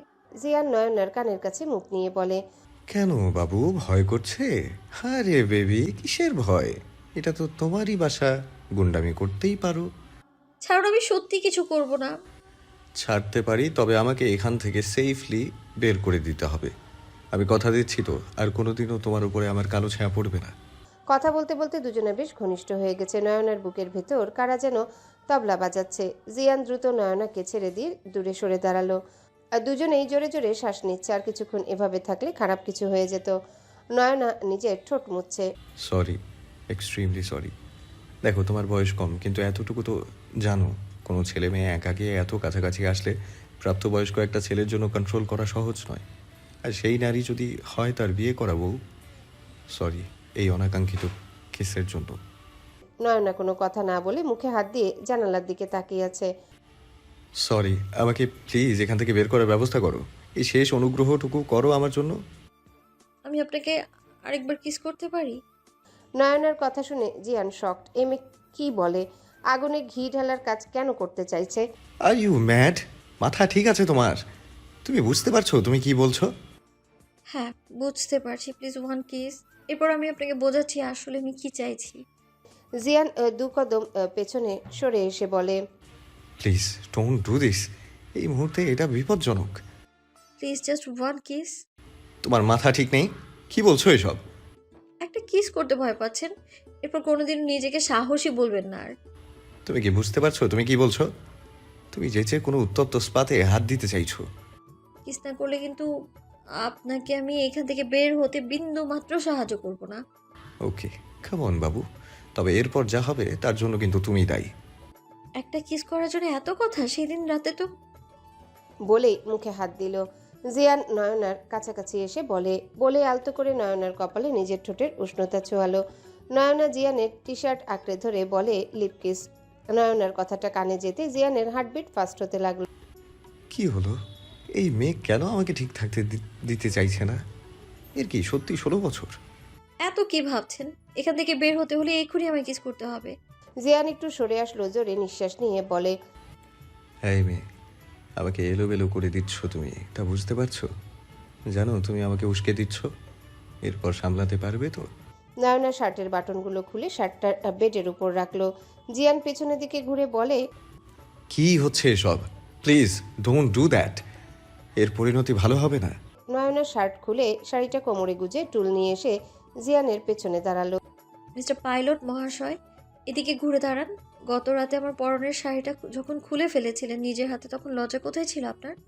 জিয়ান নরম স্বরে বলে, আমি দুঃখিত। ওসব দুঃখ পরে দেখাবেন, এখন আমার দিকে ঘুরুন। জিয়ান সামনে ঘুরে দেখে নয়না আর সে সেম সেম শাড়ি গুজে রাখার ফলে কোমর উন্মুক্ত। এতক্ষণ শীত লাগছিল, কিন্তু এখন গরম লাগছে। নয়না জিয়ানের মাথা দু হাতে চেপে ধরে নিজের দাঁত দিয়ে সর্বশক্তি দিয়ে জিয়ানের ঠোঁটে কামড় বসিয়ে দিল। এরপর টুপ করে সরে আসতে চাইলে আটকা পড়ল জিয়ানের হাতে। জিয়ান নয়নার কোমর ধরে রেখেছে, ঠোঁট দিয়ে রক্ত ঝরছে। ছাড়ুন, নয়তো চিৎকার করে বাসার মানুষ জড়ো করব। এমনিতেই আটকে আছেন, তারপর খাবেন ধোলাই। জিয়ান কিছু একটা ভেবে নয়নাকে ছেড়ে দিল। নয়না বেডের উপর বসে জিয়ানের দিকে তাকিয়ে বলে, এবার বলুন, এই কিস আপনাকে কেমন ফিলিংস এনে দিল? বুঝলাম তুমি ছোট করে প্রতিশোধ নিলে, তাই তো? না, শুধুমাত্র আমার কষ্টের বিন্দু পরিমাণ অনুভব করলাম। জিয়ান নয়নার পড়ার টেবিলের চেয়ার টেনে বসলো। নয়না জিয়ানের দিকে তাকিয়ে বলে, আপনি দেখতে ঠিকঠাক, কিন্তু আচ্ছা আপনার চুলগুলো আসল নাকি নকল? ফার্স্ট এইড বক্স কোথায়? আমি কি ডক্টর নাকি আমার কাছে ওসব থাকবে? জিয়ান সামনের দিকে ঘুরে বলে। ব্লাড বন্ধ করো, নয়তো দ্বিতীয় উপায় আমার জানা আছে। নয়না দ্রুত ড্রয়ার থেকে ফার্স্ট এড বক্স এনে জিয়ানের সামনে রাখলো, নিজে চলে গেল ড্রেস চেঞ্জ করতে। আলতো হাতে নিজেই অ্যান্টিবায়োটিক লাগালো। নয়না এসে ড্রেসিং টেবিলের সামনে দাঁড়িয়ে চুল ঠিক করছে। আমি যে একটা মানুষ তোমার চোখের সামনে বসে আছি, এটা তুমি দেখতে পাচ্ছ না? নয়না আয়নার দিকে তাকিয়ে বলে, না, আমার রুমে তো আমি নিজেকে ছাড়া কাউকে দেখতে পাচ্ছি না। ও সরি, আমি তো দেখতে পাচ্ছি দ্য গ্রেট পাইলট জিয়ান রেজা চৌধুরী। তা ভাই, এত রাতে আমার রুমে কি করছেন? আমি আপনাকে কিভাবে সাহায্য করতে পারি বলুন? ডিয়ার পিচ্ছি বাবু, প্লিজ আপনি আমাকে এই রুম থেকে বের হতে সাহায্য করুন। আহা, শখ কত! পিচ্ছি বাবু এত কিছু কিভাবে করবে? তুমি দেখতে পাচ্ছ না আমার অবস্থা? ঠোঁট ফুলে গেছে, কথা বলতে কষ্ট হচ্ছে। জঙ্গলি বিল্লির মতো কেউ কামড় দেয়। আমি দেখাবো আমাকে কোনো এক হিংস্র বা কীভাবে কামড়েছিল। তাই বলে ঠোঁটে? চুপ করে শুয়ে পড়ুন বেডে এসে। এখন বাজে রাত 2:40। ঘুমিয়ে পড়ুন। বোর হোক, আপনাকে বের করার ব্যবস্থা করব আমি। আমি এখানেই ঠিক আছি। ওকে ডিয়ার হাজবেন্ড, আপনি ঠিক থাকুন, আমি একটা আরামসে ঘুম দিই। বলেই ব্ল্যাঙ্কেট মুড়ি দিয়ে শুয়ে পড়ল। জিয়ান একইভাবে বসে নয়নার দিকে তাকিয়ে আছে। কমফোর্টারের ভেতর থেকে নয়না বলল, এভাবে তাকিয়ে থাকবেন না, আমার কমফোর্টার লজ্জা পাচ্ছে। ছি, একটা কমফোর্টারকেও ছাড় দিচ্ছেন না। ঘোমটা টেনে বাসর ঘরে নিজের বরের জন্য অপেক্ষা করে বসে আছে নীলাঞ্জনা। চোখ থেকে অনবরত অশ্রু ঝরেই যাচ্ছে, নিঃশব্দ কান্না। লাবিব রুমে ঢুকে দরজা বন্ধ করে নীলাঞ্জনার পাশে বসলো। নীলাঞ্জনার হাতটা ধরে হাতে চুমু খেয়ে বলে, অবশেষে আমার অপেক্ষার অবসান ঘটতে চলল। তোমাকে পাওয়ার যুদ্ধে আমি জিতে গেলাম। নীলাঞ্জনা ঘোমটা তুলে বলে। পাওয়ার যুদ্ধ মানে? লাবিব নীলাঞ্জনার থুতনিতে হাত রেখে মাথাটা উঁচু করে ধরে বলে, এতদিন তো আমাকে বাধা দিয়েছ, আজ থেকে তোমাকে স্পর্শ করতে কোনো বাধা নেই। আজ তোমার ভালোবাসার চাদরে তোমাকে পুরোপুরি মুড়িয়ে নেব। শরীর পাওয়া মানে কি সব পাওয়া? সব পেয়ে যাওয়া লাবিব। তোমার কাছে কোনটার দাম বেশি, দেহ নাকি মনের? লাবিব নীলাঞ্জনাকে নিজের কাছে এনে কানের কাছে ফিসফিস করে বলে, আজকে রাতে কোনো তর্ক বিতর্ক নয়, আজ শুধু ভালোবাসা আর ভালোবাসা। বলেই নীলাঞ্জনার অধরে অধর মিলিয়ে দিল। তোমার ছেলের জন্য আমি কি সমাজে মুখ দেখাতে পারবো না? আমাদের কিছু না বলে মেয়েটাকে নিয়ে চলে গেল, আবার ওই বাড়িতে যেয়ে বলে ফেরত দিতে এসেছি আপনার মেয়েকে। এই বুদ্ধি নিয়ে ও পাইলট হয়েছে? সব কিছু এত সহজ? ছেলে তো আমার একার। ছেলে যার জন্মের হবে তো তার মতোই। ঘাড় তেরামির তো আমার থেকে পায়নি, তোমার থেকে পেয়েছে। আচ্ছা একটা কথা বলো, ছেলেরা যা ভুল করুক সব দোষ আমার ঘাড়ে কেন চাপিয়ে দাও? আরেক নবাবজাদার তো খবর নেই, সে ব্যস্ত দেশ ভ্রমণ করতে। বাপের টাকায় ফুর্তি করতে খুব আয়েশ। নিজের ভাইয়ের বিয়েতেও আসলো না। এর চেয়ে দুটো মেয়ে হলে ভালো হতো, বিয়ে দিয়ে চিন্তামুক্ত থাকতাম। ওই তালুকদার বংশের লোকদের কোনো দিন সাহস হতো না আমাদের কথা শোনানোর। আজকে তোমার ছেলের জন্য সেই সাহস পেল। কল করো আর বলো সকালে বৌমাকে নিয়ে বাসায় ফিরতে। কাল রিসিপশন, মানুষ দাওয়াত দেওয়া, তাদের সামনে আমাকে যেন ছোট না হতে হয়। মিতা বেগম মোবাইল নিয়ে কল করলো জিয়ানকে। কিছুক্ষণ আগে চুপিসারে নয়নার পাশে এসে শুয়েছে জিয়ান। মোবাইল বেজে উঠতেই রিসিভ করলো। উঠে বসে বলে, এত রাতে কেন কল করেছো আম্মু? কল করেছি, নাকি তোর কর্ম করিয়েছে। সকালে নাস্তা বাসায় করবি, বৌমাকে সাথে নিয়ে করবি। কিভাবে আনবি আমি জানি না। কাল রিসিপশনের শত শত মানুষকে দাওয়াত দেওয়া, আর তুই আমাদের কিছু না জানিয়ে চলে গেছিস। এসবের কি দরকার ছিল? তুই জানিস না এসব তোর জন্যই হয়েছে। তুই ভবিষ্যতে কি করবি আমি জানি না, তবে এই মেয়েকে তোকে মেনে নিতে হবে। প্রেম করেছিস, ধোঁকা খেয়েছিস, সব ফল্ট তোর। এখানে এই মেয়েটার দোষ কোথায়? মনে রাখিস, কবুল বলার আগে কবুল বলার ভার বহন করার যোগ্যতা আছে কি না সেটা ভেবে কবুল বলতে হয়। কবুল বলার পরে ওই মেয়েটাই তোর অর্ধাঙ্গিনী, তোর জীবন সঙ্গিনী। তার মর্যাদা রক্ষার দায়ভার তোর। নিজের দায়িত্ব থেকে পালাতে পারবি না। মিতা বেগম কল কেটে দিল।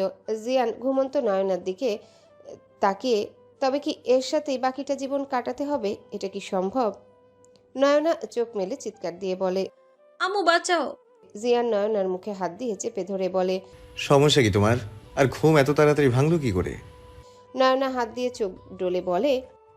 পাইলট মহাশয়, আপনি এত রাতে ভূতের মতো আমার দিকে তাকিয়ে আছেন কেন? দেখুন, ওই দিন রাতের মতো কিছু করার কথা ভাবলে আজকে আপনার খবর আছে বলে দিলাম আমি। আচ্ছা বলো তো, আকাশের চাঁদের পাশে সবচেয়ে সুন্দর কোন জিনিস লাগে? তারা। না, তাহলে? অন্ধকার।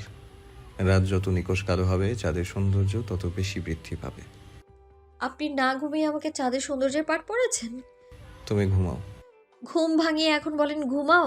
আমার ঘুম ভাঙিয়ে দিল রে মরার পাইলটে। আচ্ছা, আপনি প্লেনের ড্রাইভার নাকি হেল্পার, নাকি আপনি একটা বাটপার? তুমি জানো না পাইলট মানে কি? জানেন, আর ক্লাসে আমার রোল নাম্বার কত? ছাত্র ছাত্রীর সংখ্যা কত? আমাদের শাখায় 100 জন। তাহলে আর কত, 95 হবে হয়তো। আপনি আমায় ইনসাল্ট করছেন? আপনি জানেন আমি ক্লাসে ক্যাপ্টেন। আমাকে কেউ ফার্স্ট হওয়া থেকে নড়াতে পারে না। সামনে এসএসসি পরীক্ষা, নিশ্চিত আমি গোল্ডেন পাবো। এই আপনার জন্য আমার পড়ালেখা ডিস্টার্ব হচ্ছে। আপনার বউ পালিয়ে গেছে, আপনার বিয়ে করা কেন লাগবে? আমার বাবা বলে বিয়ে করতে হবে। আপনি বলতে পারলেন না আমি বিয়ে করব না? আচ্ছা, আমার ভুল হয়েছে। আপনার একটা ভুল সিদ্ধান্ত আমার সারা জীবনের কলঙ্ক। আপনার গায়ে তো কেউ কলঙ্ক লেপন করবে না। কলঙ্কের ভাগ সব আমার। আমি সত্যি দুঃখিত। আচ্ছা শোনো, আমার কথা বলতে কষ্ট হচ্ছে, চলো আমরা লুডো খেলি। না, ঘুমোবো আমি। ভোর হতে বেশি সময় বাকি নেই, আসো বাকি রাতটুকু একসাথে কাটাই। আপনাকে কে পাইলট বানিয়েছে বলুন তো? আমরা কি আলাদা আছি? একসাথে একই বেডে বসে বলেন আসো একসাথে কাটাই।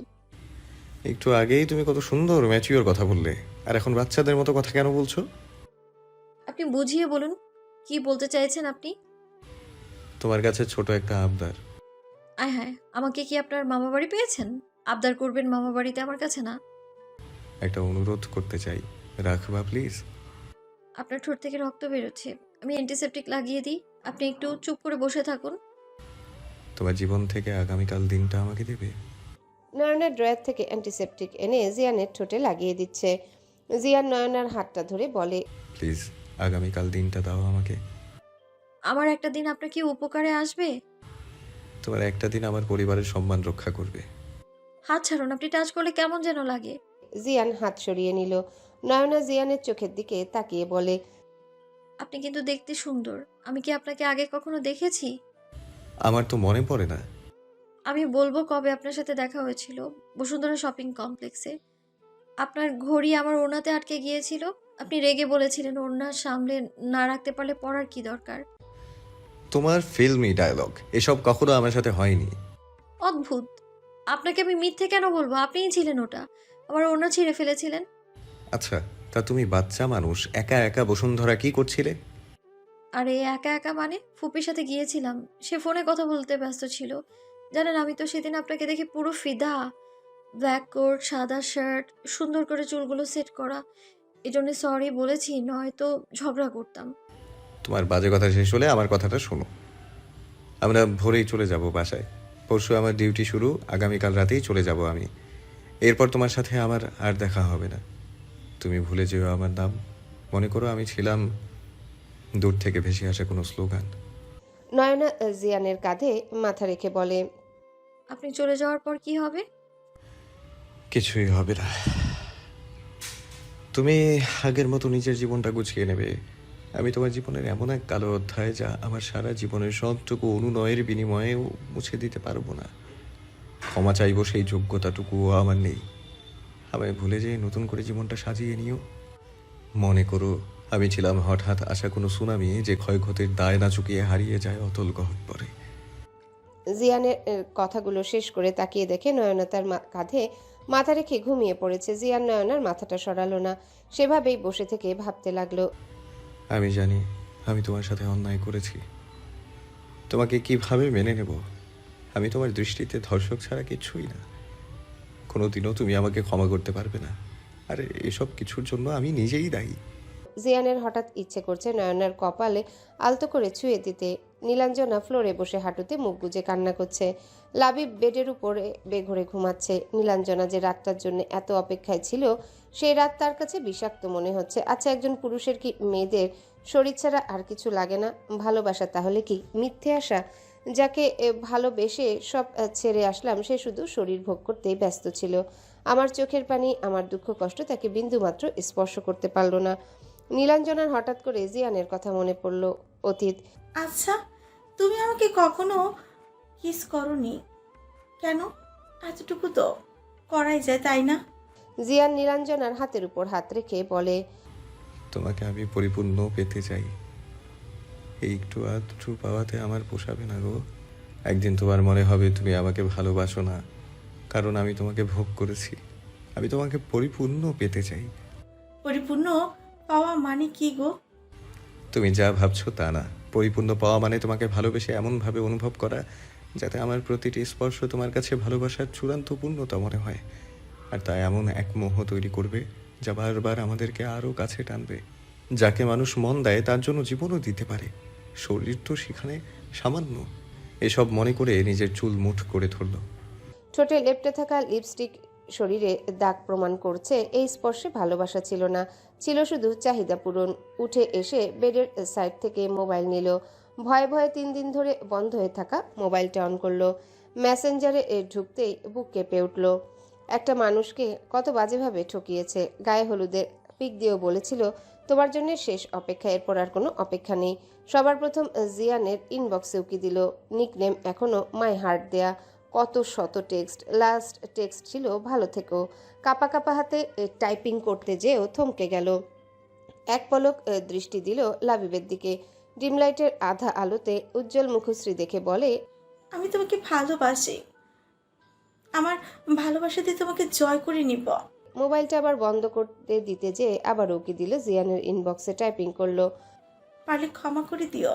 তুমি আমার চেয়ে ভালো কাউকে পাবে জীবনে। নতুন কাউকে নিয়ে জীবনটা গুছিয়ে নিও। ক্ষমা করে দিও। রয়্যাল ব্লু কালারের গর্জিয়াস লেহেঙ্গার সাথে ভারী গহনা পরে বসে আছে নয়না। রুম ফাঁকা হতেই দুহাতে লেহেঙ্গা উঁচু করে ধরে আয়নার সামনে দাঁড়ালো।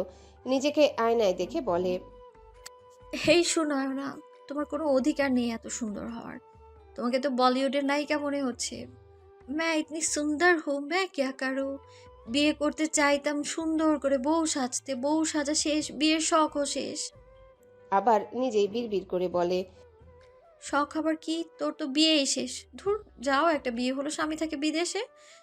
পড়ালেখা ছাড়ার কোনো উপায় নেই। জিয়ান সদ্য শাওয়ার নিয়ে কোমরে একটা তোয়াল জড়িয়ে বের হয়েছে। শরীর জুড়ে এখন মুক্তোর দানার মতো পানির ফোঁটা টপকে পড়ছে। তোয়ালে দিয়ে চুল মুছতে মুছতে আয়নার সামনে দাঁড়ালো। অর্ধনগ্ন, ফর্সা জিম করা পেটানো বডি। নয়না একটু পেছনে সরে তাকিয়ে আছে জিয়ানের দিকে। মনে মনে বলে, বাপরে কি বডি বানিয়েছে, পুরাই সালমান খান। নয়নার ইচ্ছে করছে একটু টাচ করে দেখতে। হঠাৎ জিয়ানের নজর পড়ল নয়নার দিকে। লিটিল পরি লাগছে আজ নয়নাকে। আয়নার দিক থেকে তাকিয়ে বলে, মেয়েটা একটু এক্সট্রা সুন্দরী। কিউট ফেস, সাথে কেমন একটা সুইটনেস আছে। চুলগুলো লম্বা। জিয়ান হঠাৎ খেয়াল করলো নয়না তার বডির দিকে তাকিয়ে আছে। এভাবে তাকিয়ে নজর দিচ্ছ কেন? নজর দেওয়ার মতো জিনিস চোখের সামনে থাকলে নজর তো দেবই। আবার ইজ্জত লুট করছো চোখ দিয়ে। রাবিশ কথাবার্তা বলবেন না। আচ্ছা, ছেলেরা জিম করে সিক্স প্যাক বডি কেন বানায়? তুমি বলো কেন বানায়? আপনি জানেন না বুঝি? এত কষ্ট করে বডি বানাই তো মেয়েদের দেখানোর জন্যই। ওই যে টনি কাকারের গান আছে না, मैं जिम शिम जाता हूँ तेरे लिए, मैं बॉडी बनाता हूँ तेरे लिए, मैं अंधे शांधे खाता हूँ तेरे लिए। তো আজ পর্যন্ত কতজনের বডি দেখেছো? নয়না হাতের কড়া গুনে বলল, 10 জনের। হোয়াট? আরে হ্যাঁ, তবে সবচেয়ে জোস ফিটনেস কিন্তু প্রভাসের। জানেন, আমার ক্রাশ ছিল মহেশ বাবু। তারপর দেখি তার মেয়ে আছে আমার বয়সী। তারপর ক্রাশ থেকে সোজা আঙ্কেল সালমান খানের বডি। দেখেছেন কি বডি? বাস্তবে নিজের চোখের সামনে কতজনকে দেখেছো? ওরা কি চোখের পেছনে ছিল? ওরা তো আমার চোখের সামনেই ছিল, টিভি স্ক্রিনে। সরাসরি কতজনকে দেখেছো? নয়না জিয়ানের একদম কাছে এসে বলে, এই তো দেখছি ওয়ান অ্যান্ড অনলি প্লেনের ড্রাইভারের বডি। কতবার বলবো আমি পাইলট? ওই একই কথা, যাহা কুদু তাহাই লাও। এসব বাদ দিন তো, আগে বলুন তো এমন নায়কদের মতো বডি আপনি কি করে বানালেন? পাইলট হওয়ার জন্য কিছু শারীরিক মানদণ্ডও পূর্ণ করতে হয়, যেমন চোখের দৃশ্য ক্ষমতা, রক্তচাপ, শারীরিক শক্তি ইত্যাদি পরীক্ষার মাধ্যমে একজন পাইলটের স্বাস্থ্য পরীক্ষা করা হয়। এর জন্য জিম করে বডি বানিয়েছি, মেয়েদের দেখাতে না। মেয়েদের দেখানোর ইচ্ছে না থাকলে ওয়াশরুম থেকে লুঙ্গি টি শার্ট পরে আসতেন, এভাবে অর্ধনগ্ন হয়ে চলে আসতেন না। আমার ঠোঁটের ইজ্জত তো লুট করেছই, এখন চোখ দিয়ে শরীরের ইজ্জতও লুট করার ধান্দা? আপনার আবার ইজ্জতও আছে? নেই না। ওকে বেবি, ইজ্জত যেহেতু নেই তা হরণ হলেই বা কি? বলেই নয়নার সামনে দাঁড়ালো। নয়না চোখ বন্ধ করে বলে, দূরে সরুন, লজ্জা লাগছে আমার। এতক্ষণ চোখ দিয়ে গিলে খেতে লজ্জা লাগেনি? ছি, কি ভাষার ব্যবহার করছেন আপনি! আমি গিলে খাবো কেন? আমি জাস্ট উপভোগ করছিলাম। তো এভাবে তাকিয়ে থাকলে আমার লজ্জা লাগে না? পুরুষ মানুষের আবার কিসের লজ্জা? সুযোগ পেলেই তো টি শার্ট খুলে ফেলে। লজ্জা যখন নেই, আসলে তোমাকে জড়িয়ে ধরি। আপনার নায়কের মতো বডি বলে আপনি ইমরান হাশমি ভাবেন নিজেকে, সালমান খানও তো ভাবতে পারেন। এবার বুঝলাম। নয়না এক চোখ একটু ফাঁকা করে বলে, কি বুঝলেন? ঠোঁটে স্ট্যাম্প কার্ড কি করে বসালে? ইমরান হাশমির ছাত্রী, তাই তো আমার নিরীহ ঠোঁটের এই দশা। আপনার সাহস তো কম না, আমাকে এইসব বলেন। তো আপনি কি নিজে তো ইমরান হাশমির টু পিস? ইয়েস বেবি, তোমার পিঙ্কি ঠোঁট আমার ইমরান হাশমির মতো স্বভাবের কারণ। I need your lips just for 2 minutes. ফ্লেভার চেক করেই ছেড়ে দেব।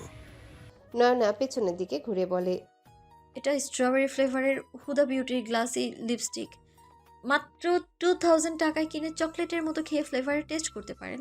ভাবলাম নায়ক বের হলো ইমরান হাশমি। ছে। জিয়ান ততক্ষণে হোয়াইট শার্ট, রয়্যাল ব্লু কালারের ব্লেজার পরে নয়নার পেছনে দাঁড়িয়ে বলে, তোমাদের মেয়েদের টাকার জন্য মায়া হয় না? 2000 টাকা দিয়ে লিপস্টিক কে কেনে? কি এমন আছে এতে? তাছাড়া ফ্রিতে পেলে কে টাকা নষ্ট করে? নয়না দৌড়ে সরে যাওয়ার জন্য উদ্যত হলে জিয়ান নয়নাকে ধরে ফেলে।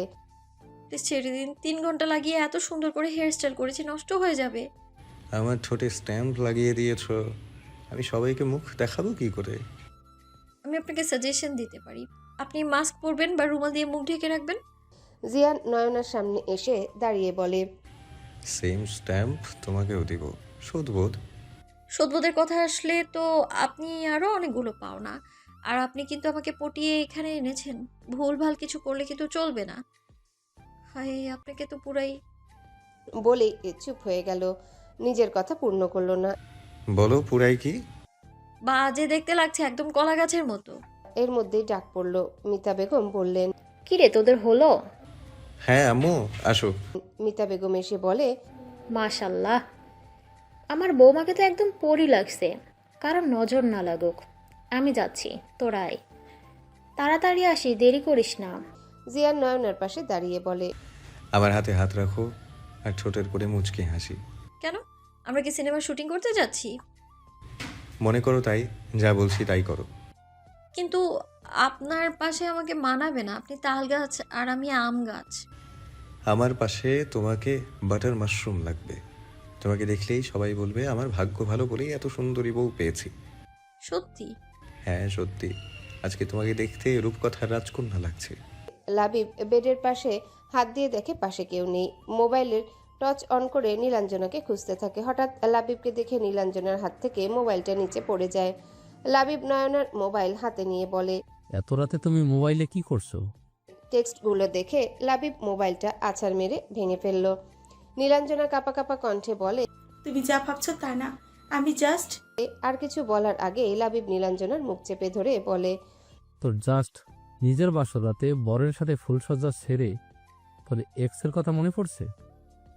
কেন মনে পড়লো? তোর বর তোকে খুশি করতে পারেনি তাই এক্সের কথা মনে পড়লো? ছাড়ো, আমার লাগছে। লাগুক।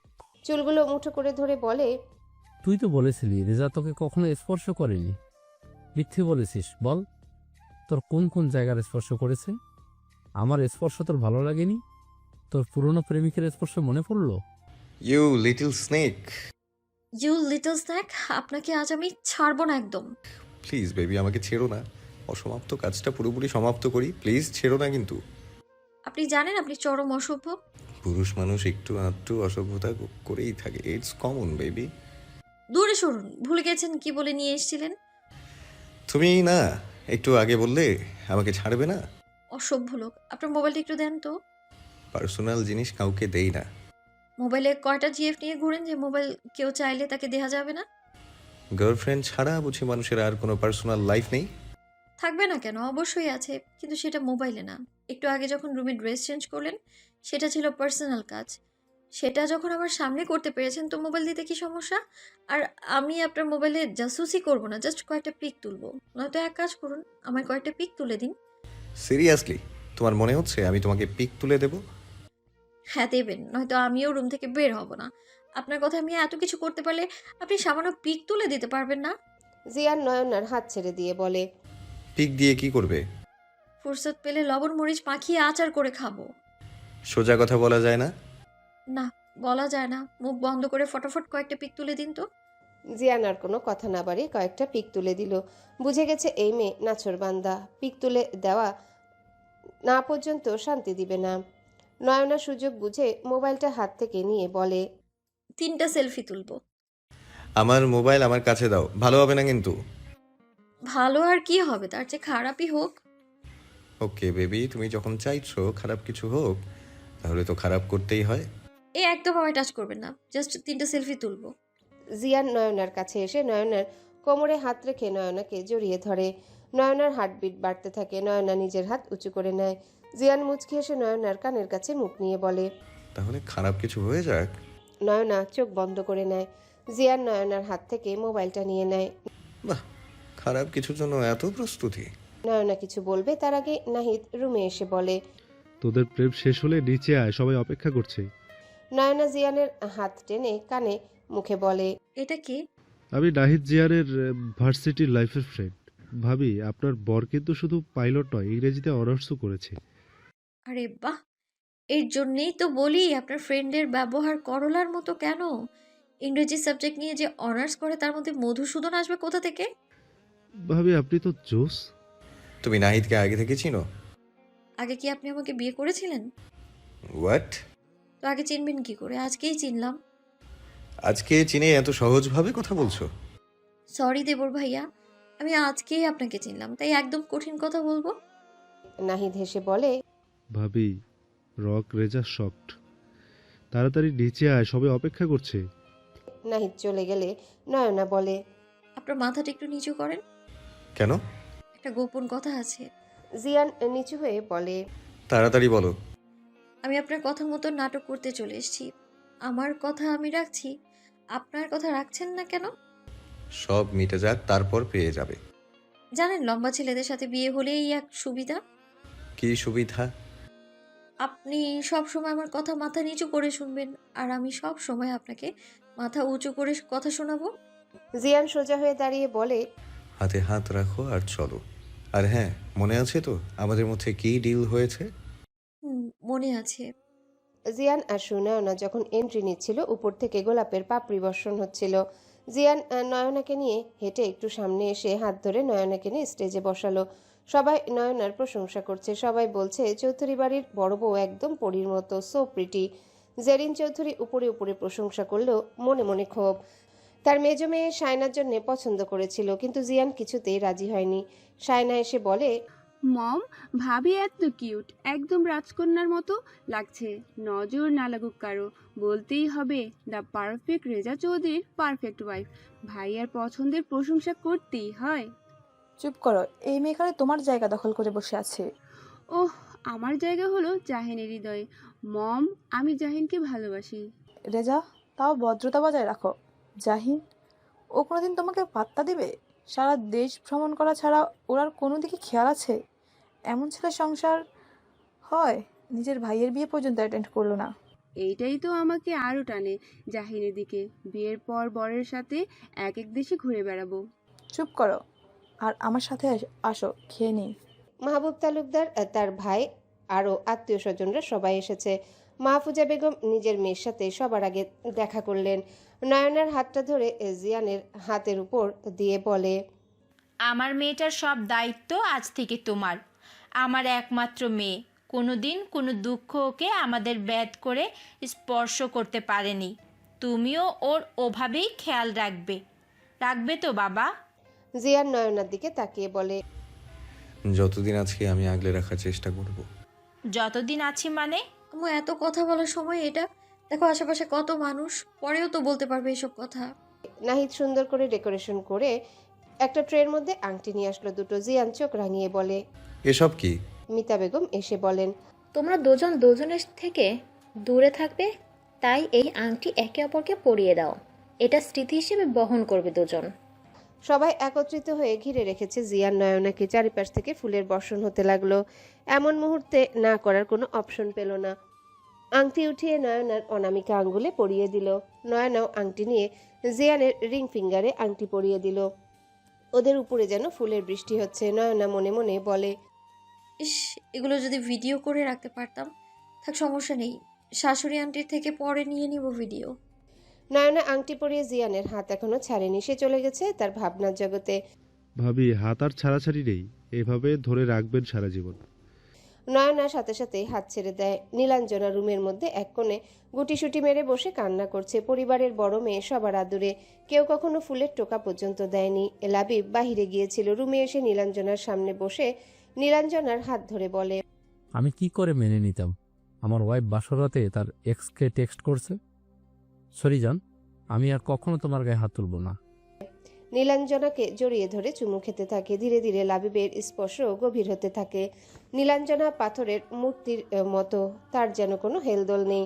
লাবিব নিজের কার্য সাধন করে নীলাঞ্জনার কপালে চুমু খেয়ে বলে, আমি তো কাল রাতেই বুঝেছি তুমি ইনটেক, তবুও রাগের মাথায় ভুলভাল বলে ফেলেছি।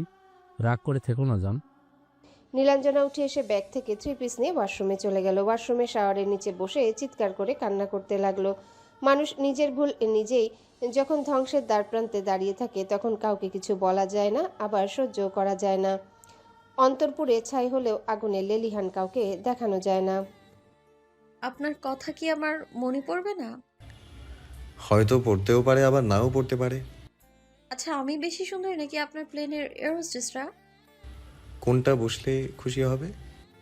নয়না জিয়ানের পাশে এসে বসে বলে, সত্যিটা? ওরা ফরেনার, তাই সুন্দর বললে ওরা তো অনেক সুন্দরী। নয়না খানিকটা গাল ফুলিয়ে নিল।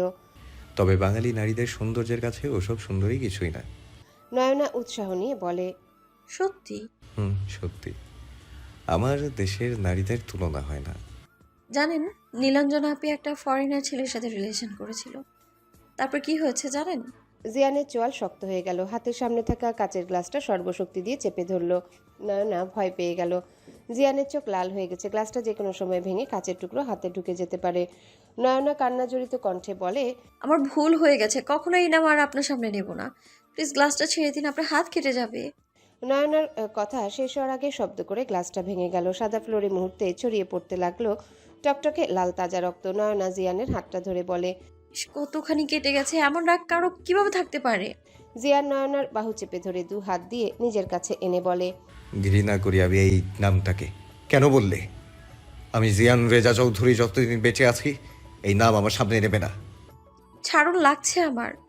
জিয়ান নয়নাকে আরো কাছে টেনে নিল। নয়না ভয়ে চোখ বন্ধ করে বলে, আপনার হাত থেকে রক্ত ঝরছে, ছাড়ুন আমায়, আমি ব্যান্ডেজ করে দিই।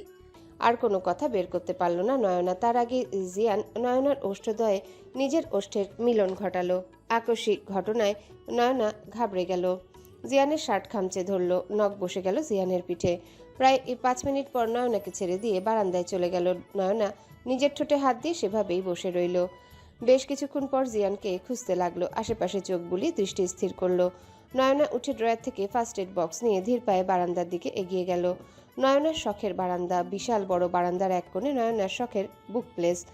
নিজের পছন্দের লেখকের বই সাজানো আছে তাতে। ওই পশ্চিম কর্নারটা নয়নার মন খারাপের ঔষধও বলা যায়। জিয়ানের হাতে একটা বই। নীলাঞ্জনার বিয়ের জন্য পুরো বইটা শেষ করা হয়নি নয়নার। প্রিয়তম অসুখ, সে সাদাত হোসেনের লেখা বইটা। নয়নার পছন্দের লেখক সাদাত হোসেন। গত বইমেলায় ভিড় ঠেলে অটোগ্রাফ সংগ্রহ করেছিল। নয়না ধীর পায়ে জিয়ানের পাশে পায়ের কাছে বসলো। পরিস্থিতি স্বাভাবিক করার জন্য মৃদু স্বরে বলল, আমার প্রিয় বইটা আপনি রক্তাক্ত কেন করছেন? ও বেচারা কি দোষ? জিয়ান শান্ত স্বরে বলল, সরি, আমি আবারও একটা ভুল করলাম। আচ্ছা, তুমি কি বলতে পারো, শোনোয় না, মানুষ হৃদয়ের রক্তক্ষরণ কেন দেখতে পায় না? এই যে আমার সামান্য কেটে যাওয়া ক্ষততে তুমি প্রলেপ লাগাতে এসেছো, কখনো কেউ মনের ক্ষততে প্রলেপ কেন লাগায় না? কারো মনের ক্ষতের প্রলেপ হতে হলে মনের মানুষ হতে হয়। মনের মানুষ মন বোঝে, অন্য মানুষ তার বুঝবে না। কেউ কি আসলেই আমাদের মনের মানুষ হয়? হবে না কেন? ভালোবাসা থাকলেই হয়। ভালোবাসা বলতে আদতে কিছু আছে শোনায় না? ভালোবাসা হলো অনেকগুলো অংশের এক কথায় প্রকাশ করার মতো শব্দ। বিশ্বাস, ভরসা, মায়া, প্রশান্তি, এইসব মিলিয়ে ভালোবাসা। এখান থেকে একটাও কম হলে সেখানে ভালোবাসা থাকে না। কথার মধ্যেই নয়না জিয়ানের হাতটা ধরলো। আলতো হাতে কাজগুলো টেনে বের করতে করতে বলে, নিজেকে যে ভালোবাসতে পারে না সে অন্যকে কি করে ভালোবাসবে? এই যে নিজের ক্ষতি করলেন, এই দায় তো আপনার। এই ক্ষতির পরিমাণ আপনাকেই চুকাতে হবে। মানুষ ভুল করলে সে ভুল থেকে শিক্ষা নিতে হয়, আর নয়তো সে ভুল থেকে শত ভুলের জন্ম হয়। জিয়ান অবাক নয়নে তাকিয়ে আছে নয়নার দিকে। কে বলবে তার সাথে এত গুছিয়ে কথা বলা মেয়েটি ষোড়শী বালিকা? মনে হচ্ছে উপন্যাসের মাধবীলতা। কত যত্ন নিয়ে সে হাতের ক্ষতে প্রলেপ লাগাচ্ছে, যেন আমার চেয়ে তার ব্যথা অনুভব হচ্ছে বেশি। জীবন এত অদ্ভুত কেন? নয়না হাতে ব্যান্ডেজ করা শেষ করে বলে, আজকে সবচেয়ে ভালো লেগেছে কোনটা জানেন? আজ তো ভালো লাগার মতো কিছু হয়নি নয়না। হয়েছে, তবে তা আপনি বুঝবেন না মিস্টার প্লেন ড্রাইভার। বলো তাহলেই তো বুঝবো। বুঝলে বুঝপাতা, আর না বুঝলে তেজপাতা। আপনাকে আবার আমার বাসায় আসতে হলো? তুমি আমার বাড়ির সম্মান রক্ষা করেছ, আমি তোমার বাড়ির সম্মান রক্ষা করলাম। শোধবোধ। এটা কিন্তু কথা ছিল না। আমার প্রাপ্য কই? এটা দিলে তোমার বাসার কেউ কিছু বলবে না? সামনে তো তোমার পরীক্ষা। আরে বুদ্ধু, সবাইকে বলবো যে আমি বিদেশে, এর জন্য মোবাইল দিয়ে গেছে। এবার তাড়াতাড়ি দিন তো। এটা আসার সময় নিয়ে এসছেন তো, নাকি খালি হাতে চলে এসছেন? জিয়ান হতাশ দৃষ্টিতে তাকিয়ে থেকে বলে, উপস, একটু মনে ছিল না আমার। আশ্চর্য, মনে ছিল না মানে কি? সকালে তো পালাবেন, তখন আমি আপনাকে কই পাবো? আমাকে পেতে চাও? No, never. তবে মোবাইল পেতে চাই। হায় রে নিষ্ঠুর রমণী, তুমি মোবাইল চাইলে কিন্তু আমাকে চাইলে না। নাটক কম করেন প্রিয়। আমি তোমার প্রিয়। আপনার সাথে প্রিয় শব্দটাই যায়। তাও ঠিক। জিয়ান পকেট থেকে একটা ফোন বের করে নয়নার সামনে ধরে বলে, এই নাও তোমার প্রাপ্য। নয়না খুশি হয়ে বলে, love you. Love you too darling. এরপর দুজনাই দুজনের দিকে তাকিয়ে হেসে ফেলে। কিন্তু আমি সিম পাবো কোথায়? সিম দিয়ে কি করবে? সিম ছাড়া মোবাইলে কোনো মূল্য আছে? অবশ্যই আছে, তুমি এটাতে ওয়াইফাই কানেক্ট করে ভিডিও দেখতে পারবে। আমাকে বোকা মনে হয়? জিমেইল ছাড়া কিছু ওপেন হবে নাকি? বাহ, সবই জানো দেখি। তো কি, সায়েন্সের স্টুডেন্ট, এত সহজভাবে নেওয়ার কিছুই নেই। বড় হয়ে কি হতে চাও? আপনার কি আমাকে বাচ্চা মনে হয়? প্রশ্নটা ভুল করেছেন। প্রশ্ন হতে পারে, পড়ালেখা করে কি হতে চাও? কি হতে চাও? পাইলট। জিয়ান হেসে বলে, বাহ, অবশেষে তুমিও প্লেন ড্রাইভার হতে চাও? মোটেই না, শুধুমাত্র আপনার মুখ থেকে শুনতে চাইছিলাম প্লেন ড্রাইভার শব্দটা। আগেই তো বলেছিলাম সায়েন্সের স্টুডেন্ট, সহজভাবে নেবেন না। নয়না উঠে হাঁটা শুরু করতে জিয়ান পা বাড়িয়ে দেয়। নয়না পড়ে যেতে নিলে জিয়ান হাতটা ধরে টান দিয়ে নিজের কোলে বসায়। জিয়ান নয়নার কানের কাছে মুখ নিয়ে বলে, বাচ্চা মানুষ যখন তখন কোলে বসে পড়ে। মাহবুব তালুকদার যা চায় তাই হয়। ভাইয়া, আমার মেয়েটা আজ 5 দিন ধরে নিখোঁজ। কোথায় আছে, কি অবস্থায় আছে, কিছুই জানি না। এমন মেয়ে দিয়ে কি হবে যে মেয়ে পরিবারের মান সম্মান ডুবিয়ে দেওয়ার আগে একবার ভাবে না তাকে খুঁজে কি হবে? ভাইজান, এভাবে বলবেন না। শত হোক, আমার ওই রসজাত মেয়ে শত অন্যায় করলেও তাকে ফেলে দিতে পারবো না। তোর মেয়ের জন্য তুই কাঁদছিস, আর তোর মেয়ে বিয়ে করে সংসার করছি। কি বলছেন ভাইজান? ঠিকই বলছি নীলাঞ্জনা, ওই ছেলেটাকে বিয়ে করে নিয়েছি। আমি সব খোঁজ নিয়েছি, ওরা এখন শরীয়তপুর আছে। এই নে ঠিকানা। তোর একার মেয়ে, তোরই মায়া আছে, যা দেখে আয়। আমাকে ক্ষমা করে দিন ভাইজান। আমার জন্য আজ নয়নার জীবনে এত বড় তুফান আসলো। নিজের মেয়েকে মানুষ করতে কি ত্রুটি রেখেছি আমার জানা নেই। এই ছাড়ুন আমায়। কোলে বসে আছো, ভালো লাগছে না বেবি? আমায় ছাড়ুন। আমার প্রতি এত রাগ? রাগ অভিমান তার সাথে করা যায় যাকে মানুষ ভালোবাসে। আপনি তো সুনামি, যার আছড়ে পড়ার আঘাত কত কাল আমায় বয়ে বেড়াতে হবে জানা নেই আমার। আপনার প্রতি রাগ অভিমান বেমানান। আপনার প্রতি থাকবে ক্ষোভ, আক্ষেপ। হুট করে জিয়ান বলে। আমি ইংরেজি বুঝি না। জিয়ান হাত টান দিয়ে বলে, যে সাহিত্য বোঝে সেই সামান্য কথা বুঝবে না। যে হাত সারা জীবন ধরে রাখতে পারবেন না, সে হাত ধরার সাহস কেন দেখাচ্ছেন? জিয়ান হাতটা ছেড়ে দিল। নয়না দ্রুত বারান্দা থেকে রুমে চলে আসলো। জিয়ান সেভাবেই বসে রইল। সে হঠাৎ কেন নয়নার কাছে অমন আবদার করলো, কিন্তু এই মুহূর্তে জিয়ানের মনে হচ্ছে নয়নার ঠোঁটের স্পর্শ তার প্রয়োজন, খুব প্রয়োজন, কারো উষ্ণ আলিঙ্গন। নয়না রুমের লাইট অন করে ড্রেসিং টেবিলের সামনে বসলো, নিজের চেহারার দিকে তাকালো। জীবনের মাত্র 16তম বছর পার করেছে নয়না। কত রঙিন স্বপ্ন, কত প্ল্যান, কত আশা ছিল ছোট মস্তিষ্কে। একটা দিন একটা আকস্মিক ঘটনা তার জীবনটাই মুহূর্তে পাল্টে দিল। কি হলো এই 5টা দিন তার সাথে? যে হাত আজ পর্যন্ত কেউ সাহস করে স্পর্শ করতে পারেনি, আজ সেই শরীর জুড়ে কারো স্পর্শ লেপ্টে আছে। ঠোঁটে হাত দিয়ে কেঁপে উঠল নয়না। চোখ বন্ধ করতেই ভেসে উঠল বিভৎস সেই রাতের দৃশ্য। কেউ টেনে তার লেহেঙ্গার ওড়না ছুঁড়ে ফেললো। অন্ধকার রাতে মোমবাতির টিমটিম আলো আর নানা রকম ফুলের সৌরভ, সেসব নিছক তাকে আঘাত করার জন্য সাজানো। জোর করে কেউ তাকে জড়িয়ে ধরে ঠোঁটে ঠোঁট মিলিয়ে দিল। সে কি যন্ত্রণার! নয়নার চোখ দিয়ে অশ্রু ঝরতে লাগলো। হঠাৎ কেউ তার কাঁধে হাত রেখে বলে, কি হয়েছে তোমার? নয়না হুট করে উঠে এসে সামনে থাকা মানুষটিকে জড়িয়ে ধরে কাঁপতে থাকে। জিয়ান নয়নাকে আগলে রাখে নিজের বক্ষে, শান্ত স্বরে বলে, কি হয়েছে তোমার? বলো আমাকে, কি নিয়ে সমস্যা? নয়না জিয়ানের কণ্ঠ শুনে চোখ খুলে জিয়ানের মুখের দিকে তাকায়, চিৎকার দিয়ে বলে, দয়া করে ছেড়ে দিন আমায়। আমার সাথে এমন করবেন না। ছাড়ুন আমায় প্লিজ। জিয়ান হতবুদ্ধি হয়ে তাকিয়ে আছে নয়নার দিকে। নয়না ততক্ষণে জিয়ানের কয়েক হাত দূরে সরে দাঁড়ায়। জিয়ান বেডসাইড টেবিলের উপরে থাকা জগ থেকে গ্লাসে পানি ঢেলে নয়নার সামনে পা বাড়ায়। নয়না আরো দূরে সরে যাচ্ছে আর বলছে, আমায় ছাড়ুন। জিয়ান থমকে দাঁড়ালো, নরম স্বরে বলে, কি হয়েছে তোমার সুনয় না? ভয় পাচ্ছ কেন? দেখো আমি তোমাকে ধরিনি, আর এখানে আর কেউ নেই। ভয় পাওয়ার মতো কিচ্ছু নেই। নয়না আর কিছু বলতে পারল না। তার আগে তার চারিপাশ অন্ধকার হয়ে গেল। মাটিতে লুটিয়ে পড়ার আগে জিয়ান নয়নাকে নিজের বাহু বন্ধনে আগলে নিল। কোলে তুলে বেডে শুইয়ে দিয়ে নিজে নয়নার মাথার সামনে বসলো। কি করবে এখন সে? এই বাড়ির কাউকে কিভাবে বলবে? মাথা নিচু করে বসে থেকে মোবাইল নিয়ে তার ফ্রেন্ড অনিকেতকে কল করলো। অনিকেত পেশায় একজন ডাক্তার। ভ্রুকুচকে মোবাইলের দিকে তাকালো অনিকেত। এত রাতে কল করার মতো মানুষ অনিকেতের জীবনে নেই। তাহলে কে কল করলো? বিরক্তি নিয়ে মোবাইলের স্ক্রিনে তাকাতেই দেখতে পেল জলজল করছে রেজা নামটা। অনিকেত কাল বিলম্ব না করে সাথে সাথে রিসিভ করে বলে, কিরে শালা, এতদিন পর মনে পড়ল? শুনলাম এর মধ্যে বিয়েও সেরে ফেলেছিস। তোর কথা পরে শুনবো, আগে আমার কথা শুন। তারপর অনিকেতকে সবটা খুলে বলল। অনিকেত সব শুনে বলে, সম্ভবত ভাবির প্যানিক অ্যাটাক হয়েছে।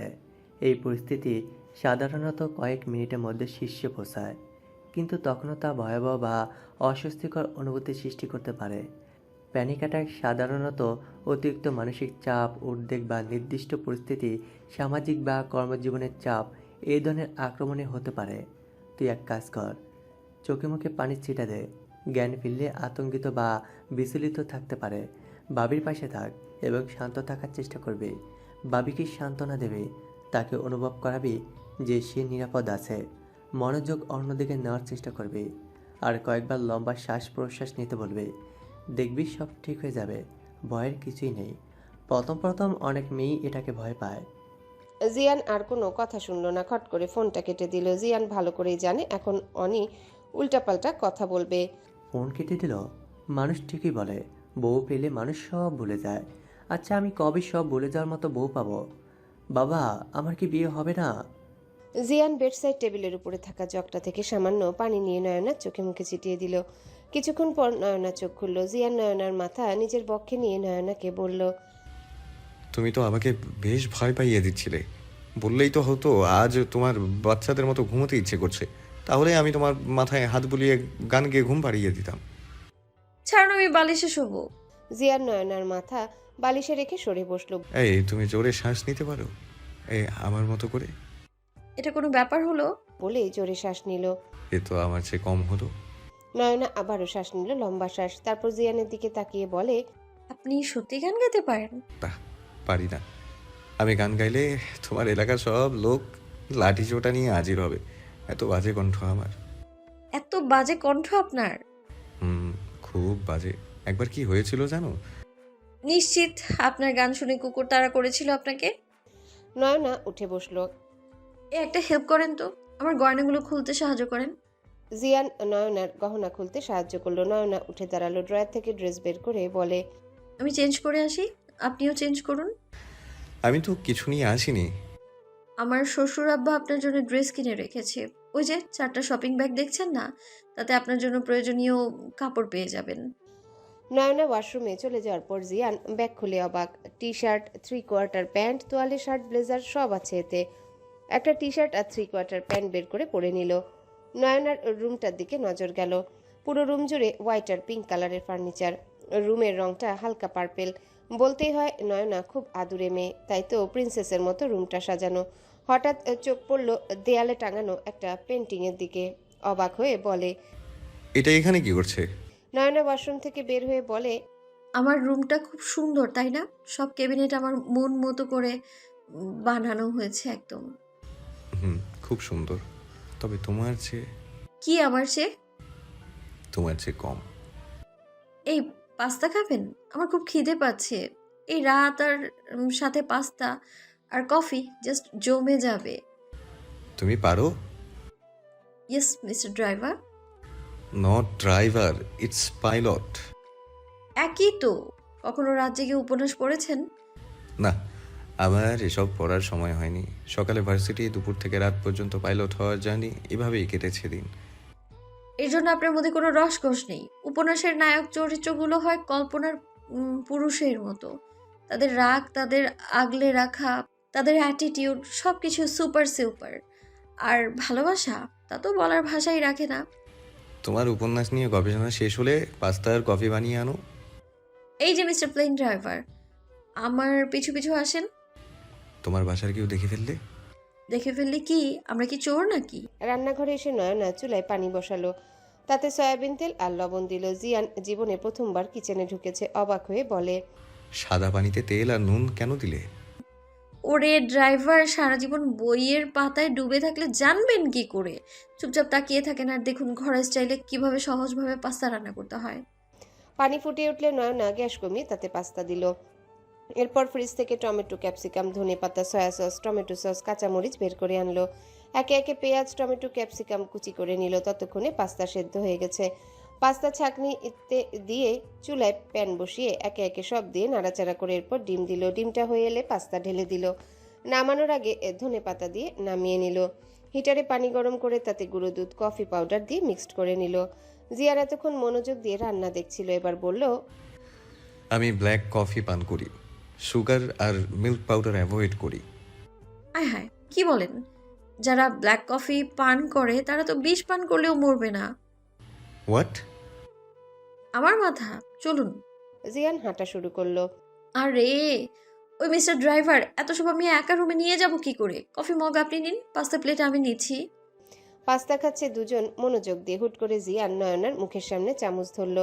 নয়না অবাক দৃষ্টিতে জিয়ানের দিকে তাকিয়ে বলে, সামথিং। আগে শেষ করো, তারপর বলছি। কাঁটা চামচ থেকে পাস্তাটুকু মুখে দিল নয়না। জিয়ানের দিকে তাকিয়ে বলে, ইটস সো টেস্টি। ও, রাঁধুনির রান্নার ভালো হাত। ও সিরিয়াসলি? তাহলে তো চোখে দেখতে হয়। নয়না জিয়ানের মুখে খাবার তুলে দিল। আসলেই সই, আমি রাঁধুনির রান্নার হাতে চুমু খাওয়া উচিত। নয়না হাত বাড়িয়ে দিল। জিয়ান নয়নার হাতে চুমু দিল। এটা কি হলো? আপনি আমার হাতে ঠোঁট মুছে নিলেন। এত নরম কোমল তোয়ালে থাকতে মুখটা কই মুছতাম বেবি? কফি ঠান্ডা শরবত করে খাবেন? না তো, আর ঠান্ডা হলেও সমস্যা নেই, তোমার হট মেজাজ মিশিয়ে গরম করে নেব। আপনি দারুণ মজার মানুষ তো। আজ পর্যন্ত কেউ বললো না এই কথা। ভাগ্যিস বিয়ে করেছিলাম, বউ ছাড়া কেউ আপন হয় না। নয়না পাস্তার খালি প্লেটটা টেবিলে রেখে কফিতে চুমুক দিয়ে বলে, দেখে যান না আর কয়েকটা দিন। জিয়ান নয়নার কাছে ঘেঁষে বলে, প্রেমে পড়ে গেছো? প্রেমে পড়ে গেছি মানে? প্রেমে একদম হাবুডুবু খাচ্ছি। আরে বুদ্ধু, আপনাকে নিয়ে সাজেক যেতাম। জিয়ান নয়নার আরো কাছে ঘেঁষে বলে, বাহ, সোজা হানিমুনে যাওয়ার প্ল্যান। নয়না উঠে দাঁড়ালো, ড্রেসিং টেবিলের টুলের উপর দাঁড়িয়ে বলে, আপনার সমস্যা কি? সব কথা ডাবল মিনিং বের করেন কেন? আপনি যে কয়দিন থাকবেন ততদিন হাজব্যান্ড ওয়াইফের রোল প্লে করে মনের সকল উল্টাপাল্টা ইচ্ছে পূরণ করতে ফেলতে পারতাম। জিয়ান নয়নার কোমর ধরে নিজের সাথে মিশিয়ে নিয়ে বলে, বাহ, বাচ্চা মেয়েটা সব বুঝে দেখছি। তা তোমার মনের উল্টোটা ইচ্ছেটা কি? আগে ছাড়ুন আমায়, তারপর বলছি। হুম, ছাড়বো না। জিয়ানের বাহু থেকে ছুটে আসার জন্যে জোরাজুরি করতে করতে ঠাস করে বেডের উপর পড়ল দুজনে। নয়না জিয়ানকে শক্ত করে জড়িয়ে ধরে চোখ বন্ধ করে আছে। জিয়ান নয়নার চোখে ফু দিয়ে বলে। Barbie doll. নয়না চোখ মেলে তাকিয়ে বলে, আমার কোমর ঠিক আছে? ভালোভাবে তাকিয়ে দেখে জিয়ান তার নিচে আর সে জিয়ানের উপরে। জিয়ানের এক হাত তার কোমরে। তোমার উপর কাঁঠাল ভেঙে খেলে কোমর ভাঙবে কি করে? নয়না লাফ দিয়ে উঠে বলে। কি করলেন এটা? আপনার কাজই সব অকাজ করা। অবাক দৃষ্টিতে তাকিয়ে বলে, কি করলাম? আপনার জন্য সব কফি বেডে পড়েছে। আম্মু আমায় বকবে তো। জিয়ান উঠে বসে বলে, এই ছাড়ো তো এইসব, আসো গল্প করি। তোমার সাথে থাকাই 4টা দিন মিস করব মনে হচ্ছে। ছাড়বো মানে? তাড়াতাড়ি 2200 টাকা দিন। দিয়ে দেবো যাওয়ার আগে। মনে থাকে যেন। আর আপনি করবেন আমাকে মিস? মিস্টার প্লেন ড্রাইভার, আপনার এরোপ্লেনের এয়ার হোস্টেসরা আছে না, তাদের দেখলে দিন দুনিয়া সব ভুলে যাবেন। বাদ দাও তো সেসব কথা, তুমি বরং তোমার কথা বলো। তোমার কোনো পছন্দের মানুষ নেই? আই মিন প্রেমিক নেই? প্রেম আর আমি সে ক্লাস প্লে থেকে ছায়ার মতো আম্মু আমার পেছনে পেছনে। ইনফ্যাক্ট স্যারের বাসায় পড়তে গেলেও আম্মুর সাথে যেত। একটা ছেলে ফ্রেন্ড নেই, আর প্রেমিক তো বহুত দূরের কথা। সিরিয়াসলি? একা একা কখনো যাওনি স্কুলে বা ফ্রেন্ডদের সাথে ঘুরতে? এই যে প্লেন ড্রাইভার, কাটা ঘায়ে নুনে ছিটা দিবেন না একদম। আমি যদি বলি ফুচকা খাবো, আম্মু বলবে ঠিক আছে আমি নিয়ে যাব। বাইরে একটু দরকার ছিল আম্মু, ঠিক আছে আমার সাথে নিয়ে যাব। এই এলাকায় আপনি যে জিজ্ঞেস করেন মাহবুব তালুকদারের মেয়ের নাম কি, বেশিরভাগ মানুষই জানবে না। জানা তো দূর, চেনেও না। এলাকার দোকানেও কখনো যায়নি, জানিবেন যাওয়ার অনুমতি পাইনি। তবে জানেন একবার কি করেছি? ক্লাস 8-এ থাকতে নিতেন আর সামান্তার অ আ মুভিটা দেখে ভাবলাম আমি আর বেঁচে কি করব? আমার আম্মু আমার সাথে এমনই করবে, তার চেয়ে সুইসাইডই করে ফেলি। Like seriously? তার মানে আগে থেকেই তোমার স্ক্রু ঢিলা? এই মিস্টার প্লেন ড্রাইভার, আপনি কি বুঝবেন বন্দি খাঁচার আদুরে পাখির যন্ত্রণা? তারপর শেষ পর্যন্ত বেঁচে গেলে কি করে? বন্দি খাঁচার আদুরে পাখি। তারপর এই সুন্দর ওয়াশরুমের বাথটাবে শুয়ে ফল কাটা ছুরি দিয়ে আমার এই কোমল হাতের কবজি বরাবর এক টান দিই। যখন জ্ঞান ফিরল ভাবলাম মোড়ে টোড়ে ভূত হয়ে গেছি মেবি, কিন্তু না। চোখ খুলেই দেখি আমার আম্মু আমার দিকে রাগী দৃষ্টিতে তাকিয়ে আছে। তুমি কি পাগল? আরে ড্রাইভার কে বাত হ্যাঁ, একদম ঠিক কথা। আমি আসলেই পাগল। জানেন না, পাগল ছাড়া দুনিয়া চলে না। আমার দুনিয়া চলে যাবে। কবি নেহি। মনে রেখো বালক, তোমাকে ফিরে আমার কাছেই আসতে হবে। তুমি পাগল ছাড়া বেঁচে থাকতে পারবে না না না। Wow, your acting skill really nice. তা অভিনয়ে কবে যোগ দিচ্ছ? হবে না, ওসব অভিনয় টভিনয় আমায় দিয়ে হবে না। কেউ আমার শরীরে টাচ করবে, আমি তাকে খুন করে ফেলবো তো একদম। আমাকে বাঁচিয়ে রেখেছো কেন? ওই মিস্টার প্লেন ড্রাইভার, বেঁচে আছেন শুধু আমার বাবা মায়ের জন্য। কাল চলে যাব, তারপর কি করবে? নাচবো ধুমতানা ধুমতানা করে। এই, একটু আগে তুমি আমাকে তুমি বলে সম্বোধন করেছো। ওটা তো অভিনয় ছিল। আচ্ছা, কাল আপনাকে এগিয়ে দিতে যাব। আমার সাথে আর এগোতে হবে না। যে পথের গন্তব্য নেই সে পথ ছেড়ে দেয়া ভালো। শুনেন, কঠিন কথা যাওয়ার সময় বলতে নেই। কঠিন কথা মনে দাগ কেটে যায়। যে চলে যাবে তার কথা মনে রাখতে চাই না। ভুলে যেতে কতটুকু সময় লাগে তোমার? যা আমি মনে রাখতে চাই তা ভুলি না। আপনার রেখে যাও সিম ফেরত নেবেন কবে? সব কিছু ফেরত নিতে নেই, কিছু জিনিস অফেরতযোগ্য। ঠিক আপনার দেয়া আঘাতের মতো। তোমার বয়স আর একটু বেশি হলে মন্দ হতো না। তখন কি আপনি আমার আঁচলে বাঁধা পড়তেন? আঁচলে কি বাঁধা যায় মানুষ? মানুষ তো বাধা লাগে না। মন বাঁধতে পারলে মানুষ এমনিতেই বিনি সুতোয় বাধা পড়ে যায়। হাত বাঁধা যায়, পা বাঁধা যায়, মন বাঁধা যায়, তা তো শুনিনি। শুনবেন কি করে? ওসব শোনার জিনিস না, অনুভব করা জিনিস। মাঝে মাঝে বড্ড পাকা পাকা কথা বলো তুমি। আঁচল দিলাম বিছাইয়া, বৈশা লওনা জিরাইয়া, যদি তোমার চায় মনে, পরাণ রাখো পরাণে। মিষ্টি কণ্ঠ তো তোমার। আপনি কি চেখে দেখেছেন? মাত্রই টেস্ট করলাম। আপনার ফোন নাম্বার দিবেন না? নাম্বার লাগবে? দিলে মন্দ হতো না। মাঝে মাঝে তোমাকে প্লেন ড্রাইভার বলে খেপানো যেত। তুমি বলছো আজ? মনে হচ্ছে আমার প্রেমে পড়ে গেছো। হয় হয়, সুদর্শন যুবক দেখলে প্রেম হয়েই যায়। আপনি আর সুদর্শন? রণবীর কাপুরের মতো ফর্সা আর সালমান খানের মতো বডি বানালেই কেউ সুদর্শন হয়ে যায় না? সুদর্শন হতে আর কি কি লাগে? এখন আমার বলার মুড নেই, অন্য কোনো দিন বলবো। একটা গান শোনাও। গান শোনালে কি দেবেন? আসার সময় তোমার পছন্দের স্ট্রবেরি ফ্লেভারের লিপস্টিক নিয়ে আসবো 1 ডজন। আরে বাহ, এক্ষুনি শোনাচ্ছি, কিন্তু আমাদের তো দেখা হবে না আর, তাহলে কিভাবে দেবেন? কুরিয়ার করে পাঠাবো। এবার গান শোনাও। আমি তোমারও বিরহে রহিব বিলীন, তোমাতে করিব বাস, দীর্ঘ দিবস ও দীর্ঘ রজনী, দীর্ঘ বরষ মাস।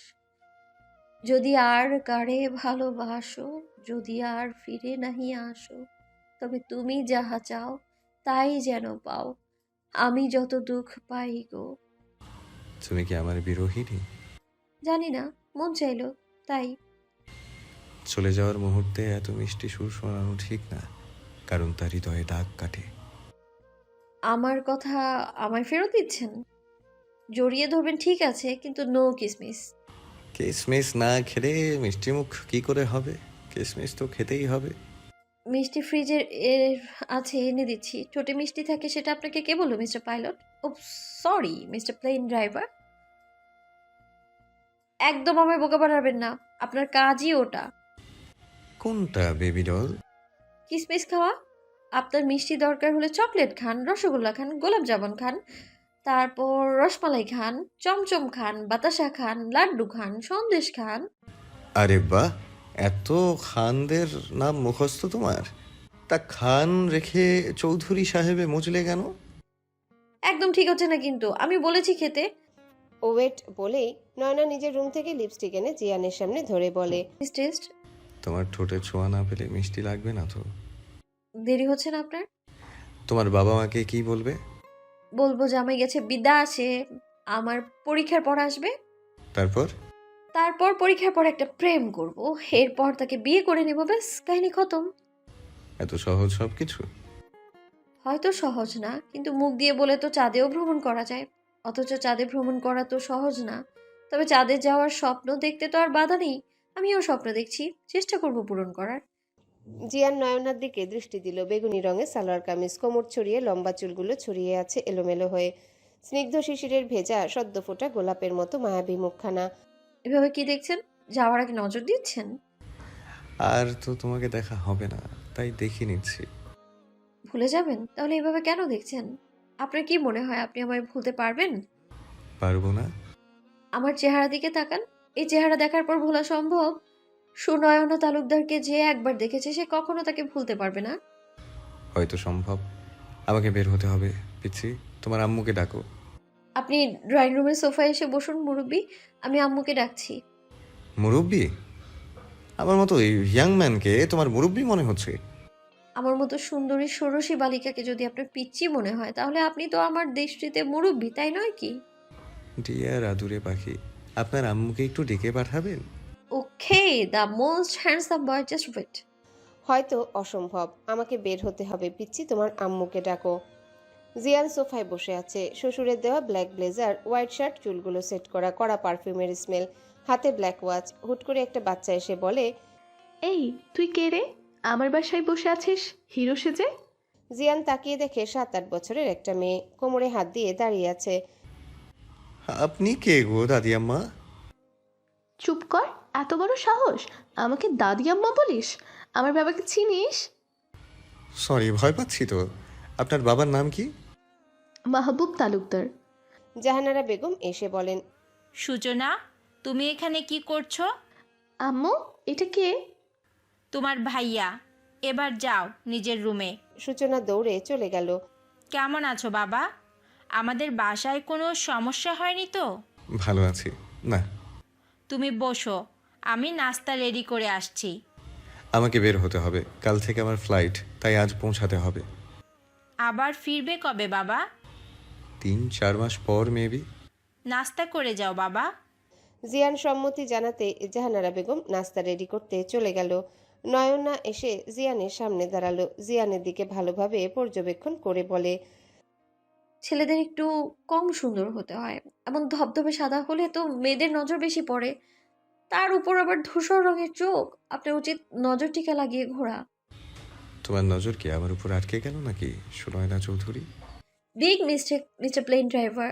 আমি সুনয়না তালুকদার, মাহবুব তালুকদারের একমাত্র মেয়ে। আর আমার বইই গেছে আপনার উপর নজর দিতে। নজর দেওয়ার জন্য বিলাল আব্বাস আছে তো, আমার নজর তার দিকে। জিয়ান বসা থেকে উঠে এসে নয়নার সামনে দাঁড়ালো। জিজ্ঞাসু দৃষ্টিতে নয়নার দিকে তাকিয়ে বলে, সেটা আবার কোন খ্যাতের মোলা? সে আমার পার্মানেন্ট ক্রাশ। একদম তার ব্যাপারে আজে বাজে বকবেন না, নিজে তো ধলামুলা। তো তোমার ক্রাশ কি ক্ষণে ক্ষণে চেঞ্জ হতে থাকে? এবার কও, এই আব্বাসটা আবার কে? Are you jealous mister Chowdhury?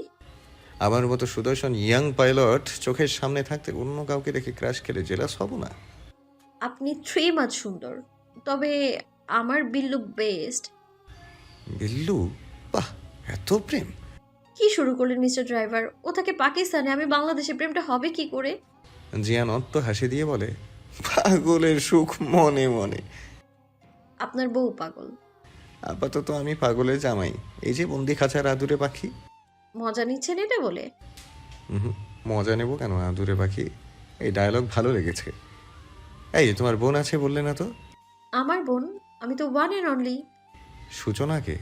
চাচুর মেয়ে, নিশ্চিত বলেছে। ওর বাবার নাম মাহবুব তালুকদার। ছোটবেলা থেকে এমনটা বলে, আমার সাথে হিংসে করে। ও আপনার অর্ধেক বলে চুপ করে রইল। বলেই চুপ করে রইল। জিয়ান জিজ্ঞাসা করতে যেয়েও চুপসে গেল। সূচনা নীলাঞ্জনার বোন। আপনার মুখটা প্যাঁচার মতো করে রেখেছেন কেন? আপনার শাশুড়ি আপনার জন্য হরেক রকম পিঠা, নানা রকম নাস্তার ব্যবস্থা করেছে যে। আমাকে বের হতে হবে, সময় নেই আমার। খেতে আসুন। শুনুন, আমার আম্মু অনেক কষ্ট করে এত সব কাল রাত থেকে নিজের হাতে বানিয়েছে। আমাদের মধ্যে যা কথা হয়েছে সেটা কাউকে জানাতে হবে না। অনুগ্রহ করে আম্মুর কষ্টের মূল্য রাখবেন। খাবার টেবিলে এত খাবার দেখে জিয়ান বেশ অবাক হলো। এভাবে বিয়ে হওয়ার পরেও এত ভালোবাসা যতটুকু সম্ভব খেলো। নয়নার আম্মুর রান্নার প্রশংসা করলো। সবার কাছ থেকে বিদায় নিয়ে বের হবে সেই সময় মাহবুব তালুকদার জিয়ানের হাতটা ধরে বলে, আমার মেয়েটাকে কখনো কষ্ট দিও না। বাইরের দুনিয়া ও জানে না। ওর দুনিয়ায় আমি কখনো দুঃখ স্পর্শ করতে দিইনি। আজ থেকে এটা তোমার দায়িত্ব। জিয়ানের হাতে একটা প্যাকেট ধরিয়ে দিয়ে বলে, এটা তোমার জন্য। যা হয়েছে সব ভুলে যেও। নতুনভাবে তোমাদের জীবনটা গুছিয়ে নিও। নয়না নিজের রুমের বারান্দায় এসে দাঁড়িয়েছে। মনটা খারাপ হয়ে গেল কেন?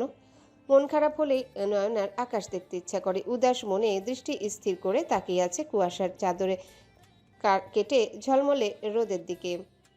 কে বলবে ঘন কুয়াশায় মোড়ানো শহরটা এভাবে আলোকিত হয়ে যাচ্ছে?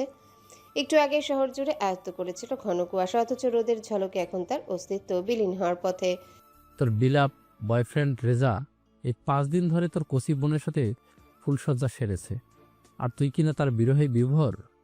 কি বলছো সব তুমি? মাথা ঠিক আছে তোমার? নিজের রাগ জেদে নিজেকে কত নিচে নামাবে? আমার বোনের বয়স হবে মাত্র 8। লাবিব নয়নার সামনে মোবাইলটা ধরলো। জিয়ান আর নয়নার রিসেপশনের পিক। নীলাঞ্জনার নজর গেল জিয়ানের ঠোঁটে। দেখেই বোঝা যাচ্ছে লাভ বাইটের চিহ্ন। তার মানে সত্যি পুরুষ মানুষের শরীর ছাড়া কিছু প্রয়োজন নেই। আমি না হয় তাকে ঠকিয়েছি, কিন্তু সে তো বলতে আমাকে ভালোবাসে। এই ভালোবাসার নমুনা, ভালোবাসা বলতে আদৌ কিছু আছে নাকি ক্ষণিকের মুখে সবাই ভালোবাসার নাম দিয়ে দেয়? কি ভাবছো ডার্লিং? ওর বয়স 16, নাম সুনয় না। তোমার সাথে ওর একবার দেখা হয়েছিল, কিন্তু বড় আব্বু এটা কিভাবে করলো? খুব কষ্ট হচ্ছে বেবি নিজের প্রাক্তনকে নিজের বোনের হাজবেন্ড হিসেবে দেখে। লাবিব, তুমি বারবার তোমার লিমিট ক্রস করো। আমার চরিত্রে আঙুল তুললে আমি সেটা সহ্য করবো না। তোমাকে ছেড়ে চলে যেতেও আমি দুবার ভাববো না। লাবিব নীলাঞ্জনার মুখ ধরে বলে, উফ বেবি, আমি তো ভয় পাচ্ছি। তুমি এখন জাস্ট ব্যবহৃত টিস্যুর মতো, তাই ছেড়ে যাওয়ার ভয় আমাকে দেখাতে এসো না। ব্যাগ গুছিয়ে রেখো, আজ আমরা ঢাকা ব্যাক করব। নীলাঞ্জনা লাবিবের হাত ধরল। করুণ দৃষ্টিতে লাবিবের দিকে তাকিয়ে বলে, তুমি কি আমাকে কখনো ভালোবাসোনি? ভালো যদি নাই বাসো, তাহলে আমাকে কলঙ্কিত করলে কেন? আমি কাকে বলবো এই দুঃখ? তুমি আমাকে একা করে দিচ্ছ কেন? সবাইকে ছেড়ে আমি তোমার হাত ধরেছি। আজ বিয়ের 2 দিন যেতে না যেতেই আমি তোমার কাছে ইউজ করা টিস্যু। এই প্রতিশ্রুতি তো ছিল না। প্রতিশ্রুতি মাই ফুট, ওসব প্রতিশ্রুতি আমার পায়ের তলায় রোজ পিষ্ট হয়। সো ন্যাকা কান্না আর ইমোশনাল কথাবার্তা শুনে লাবিব গলে যায় না। মনে রেখো বেব। আমাকে বিদায় না দিয়ে এখানে কি করছো? নয়না হুট করে জিয়ানকে জড়িয়ে ধরে, নিম্ন স্বরে বলে, আপনি সুনামির মতো এসে তুফানের মতো কেন চলে যাচ্ছেন? কি কথা ছিল? নয়না চোখ মুছে বলে, আপনি এত নিষ্ঠুর মানব। নয়নার ললাটে ওষ্ঠ ছুঁয়ে দিল পরম মমতায়। কপালে চুমু খাওয়া ভালোবাসার নিদর্শন। তার মানে আপনি ফিরবেন আমার জন্য? আমি কি আপনার অপেক্ষা করব আপনার বিরোহিনী হয়ে? বাচ্চাদের কপালে চুমু খেতে হয় আদর করে। যাওয়ার সময় তোমাকে স্নেহের চাদরে মুড়িয়ে দিয়ে গেলাম। আমাদের কি সত্যি আর দেখা হবে না মিস্টার পাইলট মহাশয়? জিয়ান বেশ অবাক হলো নয়নার মুখে পাইলট ডাকটা শুনে। কেন যেন ইচ্ছে হচ্ছে প্লেন ড্রাইভার ডাকটা শুনতে। মানুষের মন মাঝে মাঝে অদ্ভুত আবদার করে বসে নয়নার। নয়ন কোণে জমে থাকা অশ্রুবিন্দু নিজের হাতে মুছে দিয়ে বলে, তোমার নামের মতোই তোমার চোখ দুটো, শোনোয় না? চোখের গভীরতা তোমার চোখ দুটো আরো আকর্ষণীয় করে তুলেছে। উত্তর দেবেন না? যাচ্ছি, হয়তো দেখা হবে। ভালো থেকো, ঠিক মতো পড়ালেখা করবে, রেজাল্ট যেন টপ লেভেলের হয়। কথাটার উত্তর দিলেন না তো? সব উত্তর জানা হয়ে গেলে আমাকে মনে করবে কিভাবে? কিছু উত্তর অজানা থাকুক আমাকে স্মরণ করার উৎস হিসেবে। এখান থেকে সোজা এয়ারপোর্টে যাবেন? হ্যাঁ, আবার ফ্লাইট 1টা বাজে। আপনি কোন দেশের বিমান ড্রাইভার? কানাডা টু আরব আমিরাত আসছি, সুকেশিনী।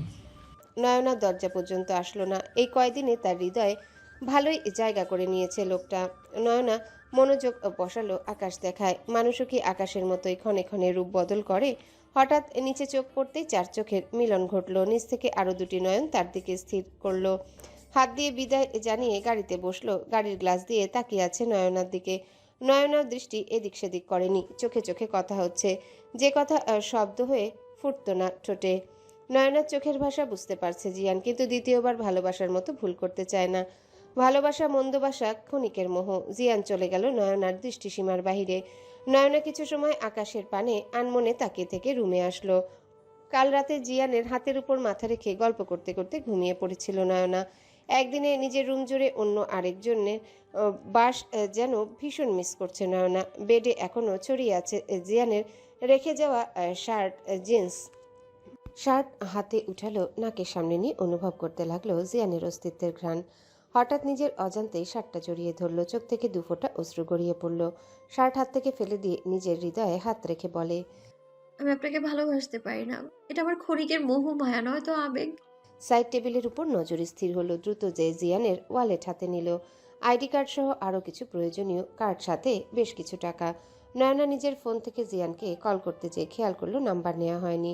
জব কার্ডে যে নাম্বার দেওয়া সেটা এই দেশের না। দ্রুত পায়ে রুম থেকে বের হলো। জাহানারা বেগম সোফায় বসে চা পান করছিলেন। মেয়েকে দেখে বলে, কি রে মা, মন খারাপ? আমার ওনার নাম্বার আছে তোমার কাছে?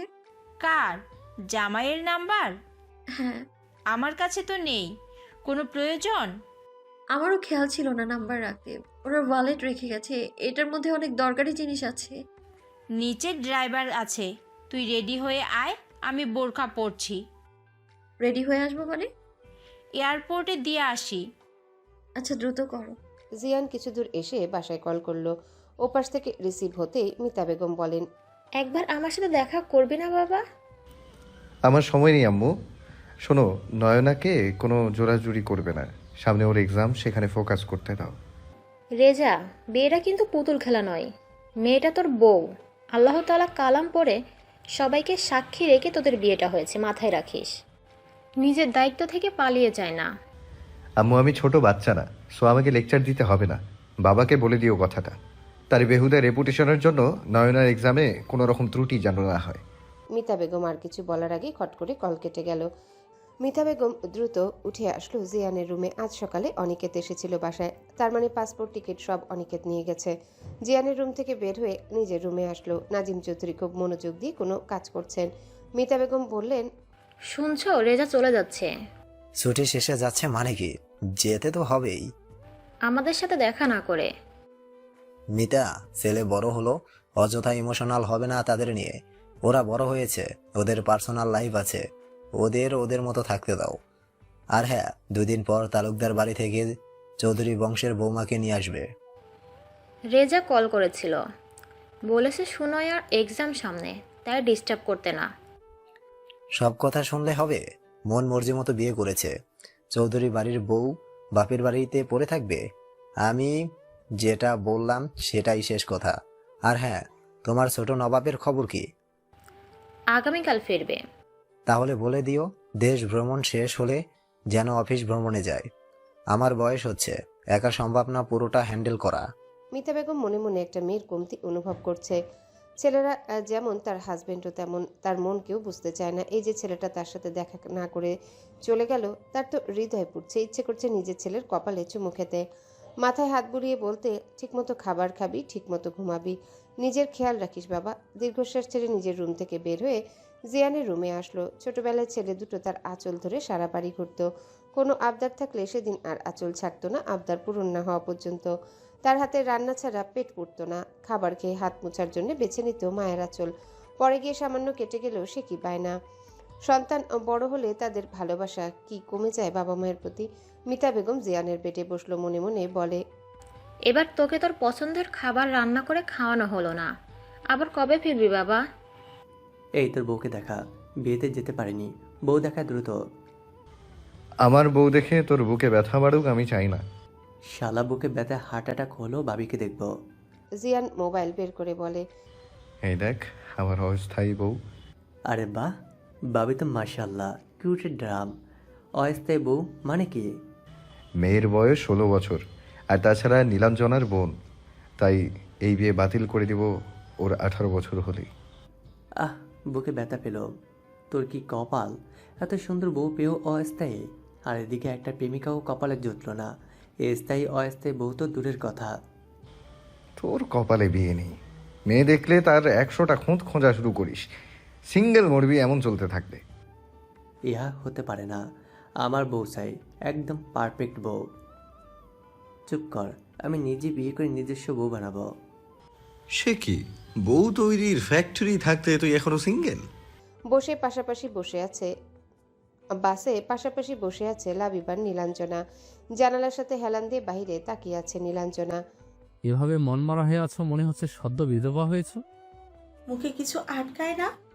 আর কিছু না হোক নিজের মৃত্যু কামনা কি করে করো? আরে বাহ, বউয়ের দেখছি আমার প্রতি ভালোবাসা উথলে পড়ছে। তা বিরহ অনলে এখনো পুরোপুরি পুড়িয়ে ফেলনি নিজেকে? বেশ অবাক হলাম। বাই দ্য ওয়ে, আমি মুখে যাই বলি, থাকবো কিন্তু তোমার সাথেই।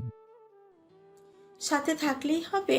ভালোবাসা ছাড়া সাথে থাকা তো যায়, তবে শূন্যতা ঘিরে থাকে হৃদয় জুড়ে। শরীর তৃপ্ত হলেও মন অতৃপ্ত রয়ে যায়। এত সব ভাবার সময় কই, সারাদিন কাজ, রাতে বেড রেস্ট, ব্যাস এতটুকু হলেই হয়। লাবিব, মনে আছে তুমি বলেছিলে আমায় ভালো না বেসে তুমি থাকতেই পারো না, তাই ভালোবাসো? নয়তো বন্ধুর প্রেমিক জানার পরেও আমার পিছু নিতে না? আমার কথার ভ্যালু ততক্ষণ থাকে যতক্ষণ আমি যা চাই তা হাসিল না হয়। পেয়ে গেলেই কথা শেষ। আর শুনে রাখো, রেজা যখন জানতে পারবে তুমি আমার সাথে পালিয়েছো, তখন কি বলবে? বলার কি আছে? আমরা একে অপরকে ভালোবাসি, এই কথাটা ছাড়া। হুম, আমি তোমাকে ভালোবাসি না, তুমি জোর করে আমাকে বাধ্য করেছো। লাবিব, নিজেকে আর কত নিচে নামাবো তোমার জন্য? আমার বর হাজবেন্ড, প্লিজ তার সাথে দেখা করতে দিন। ম্যাম, আপনার বর তো হাজব্যান্ড হবেই, বাংলাদেশে বরের ইংরেজি হাজব্যান্ড। আরে আমার বর ড্রাইভার। ম্যাম, অযথা আমাদের সময় নষ্ট করবেন না। আপনার হাজব্যান্ড হোক বা ড্রাইভার, আমরা আপনাকে কোনো সাহায্য করতে পারবো না। এসব কি ভুলভাল বলছিস তুই? আমার কি দোষ বলো আম্মু? এই লোক আমার সাথে আমার মাথা খারাপ করে রেখেছে। আম সরি ভাইয়া, আসলে বলতে চেয়েছিলাম আমার হাজব্যান্ড পাইলট, সে first officer, I mean captain. ওরা কিছু প্রয়োজনীয় কাগজপত্র রেখে গেছেন ভুলবশত। প্লিজ হেল্প করুন এগুলো তাকে পৌঁছে দিতে।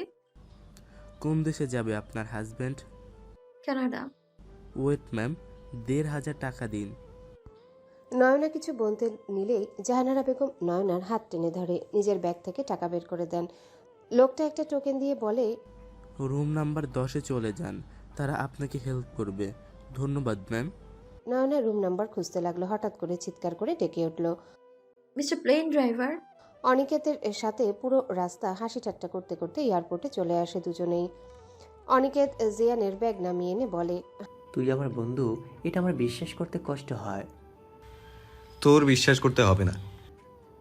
বাবির কোনো বান্ধবী নাই দোস্ত? এখন এসব বলার সময় শালা। বিয়ে শাদীর ক্ষেত্রে সময়টা আমার হিসেব করতে নেই। যদি পেয়ে যায় মন মতো কন্যা, বিয়ে করে বনবাসে যাব। জিয়ান হেসে বলে, বিয়ে করে বনবাসে কোন দুঃখে যাবি? বউকে নিয়ে যাব। জানিস তো আমি আবার প্রকৃতি লাভার। বিয়ের 1 বছর টানা হানিমুন করব, এক দেশের জঙ্গল থেকে আরেক দেশের জঙ্গলে। হানিমুন তো ভালো কথা, তোর হাড্ডি অবশিষ্ট থাকলে তবেই না এক জঙ্গলে ভ্রমণ শেষ করে আরেক জঙ্গলে যাবি। চুপ কর আর চল। হাঁটছিল দুজনে, এমন সময় অনিকেত আবার বলে উঠল, ভাই তোর বুকে ব্যথা করছে না? এত সুন্দরী বউ রেখে তুই কোন বুকে পাটা নিয়ে ফ্লাই করতে চলে আসলি? বউটাকে সাথে করে নিয়ে আসলে 1-2টা চুম্মা খাইতে, জড়া টড়া ধরতে। বউ কান্না করতে তুই বলতি, কেদনার সাথে আমার, আমি তোমার আছি, তোমারই থাকবো, ফিরে ফিরে তোমারই কাছে আসবো। চুপ করবি, নয়তো তোর সাথে এখানেই বিদায়। আচ্ছা ভাবির কোনো বোন নেই? আছে, একটা তোর মাথা চুল সব টেনে ছিঁড়ে ফেলবে, তবে তোর জন্য ওই এক পিসি যথেষ্ট। তো করিস না দেরি, নাম্বার দে তাড়াতাড়ি। তুই আসলেই ডাক্তার? হসপিটাল আর ক্লিনিকে আমি ডাক্তার, বাইরে আমি রোমিও, কিন্তু আমার জুলিয়েটের খবর নাই। ওর বয়স 8, তবে তোর এনাকানি জুবানি খাওয়াতে পারবে। একটা হৃদয় কয়বার ভেঙে দিবি বন্ধু, পাষাণ বন্ধু। কথা বলছিল আর হাঁটছিল, হঠাৎ কানে আসলো, মিস্টার প্লেন ড্রাইভার। হুট করে পা থামিয়ে দিয়ে সামনে চোখ বোলালো। না, নেই তো। তাহলে কি আমি ইমাজিন করছি? ভাবনা ভেদ করে আবারও কানে আসলো, মিস্টার প্লেন ড্রাইভার। পেছনে ঘুরে তাকাতে চোখ পড়ল নয়নার দিকে। এক প্রকার ছুটে আসছে সে। জিয়ান যেন নিজের চোখকে বিশ্বাস করতে পারছে না, নিজের দুহাত প্রসারিত করে দিয়ে বলে, নয়না। সব মানুষ তাকিয়ে আছে ওদের দিকে। হুট করে দেখলে সবাই ভাববে কোনো সিনেমা শুটিং চলছে এখানে। নায়ক নায়িকার জন্য দুহাত প্রসারিত করে দাঁড়িয়ে আছে, আর নায়িকা দৌড়ে নায়কের কাছে আসছে। অনিকেত ভালোভাবে পর্যবেক্ষণ করে বলে, এটা তো ভাবি তুই বললি অস্থায়ী, এখন দেখি অন্য সিন। অনিকেতের কথা যেন জিয়ানের কর্ণে পৌঁছায়নি। সে তাকিয়ে আছে নয়নার দিকে। নয়না জিয়ানের সামনে এসে থামলো, জোরে জোরে নিঃশ্বাস নিচ্ছে। জিয়ান নিজের প্রসারিত হাত দুটো সরিয়ে নিল। আচ্ছা, সে কি চাইছিল নয়না তাকে জড়িয়ে ধরুক? কেন তার মন এটা চাইলো? যাকে আপন করতে পারবো না তাকে কেন বক্ষ টানছে? কেন মনে হচ্ছে এভাবে ছুটে এসে আমার বক্ষে আছড়ে পড়ুক? হ্যালো বন্ধুরা, পরবর্তী পার্ট খুব তাড়াতাড়ি আসবে, তো সবাই অপেক্ষায় থাকো। আর চ্যানেলটি যারা এখনো সাবস্ক্রাইব করোনি তারা পরবর্তী পার্ট দেখার জন্য চ্যানেলটি সাবস্ক্রাইব করে রেখো। ধন্যবাদ সবাইকে, আমাদের সাথেই থেকো।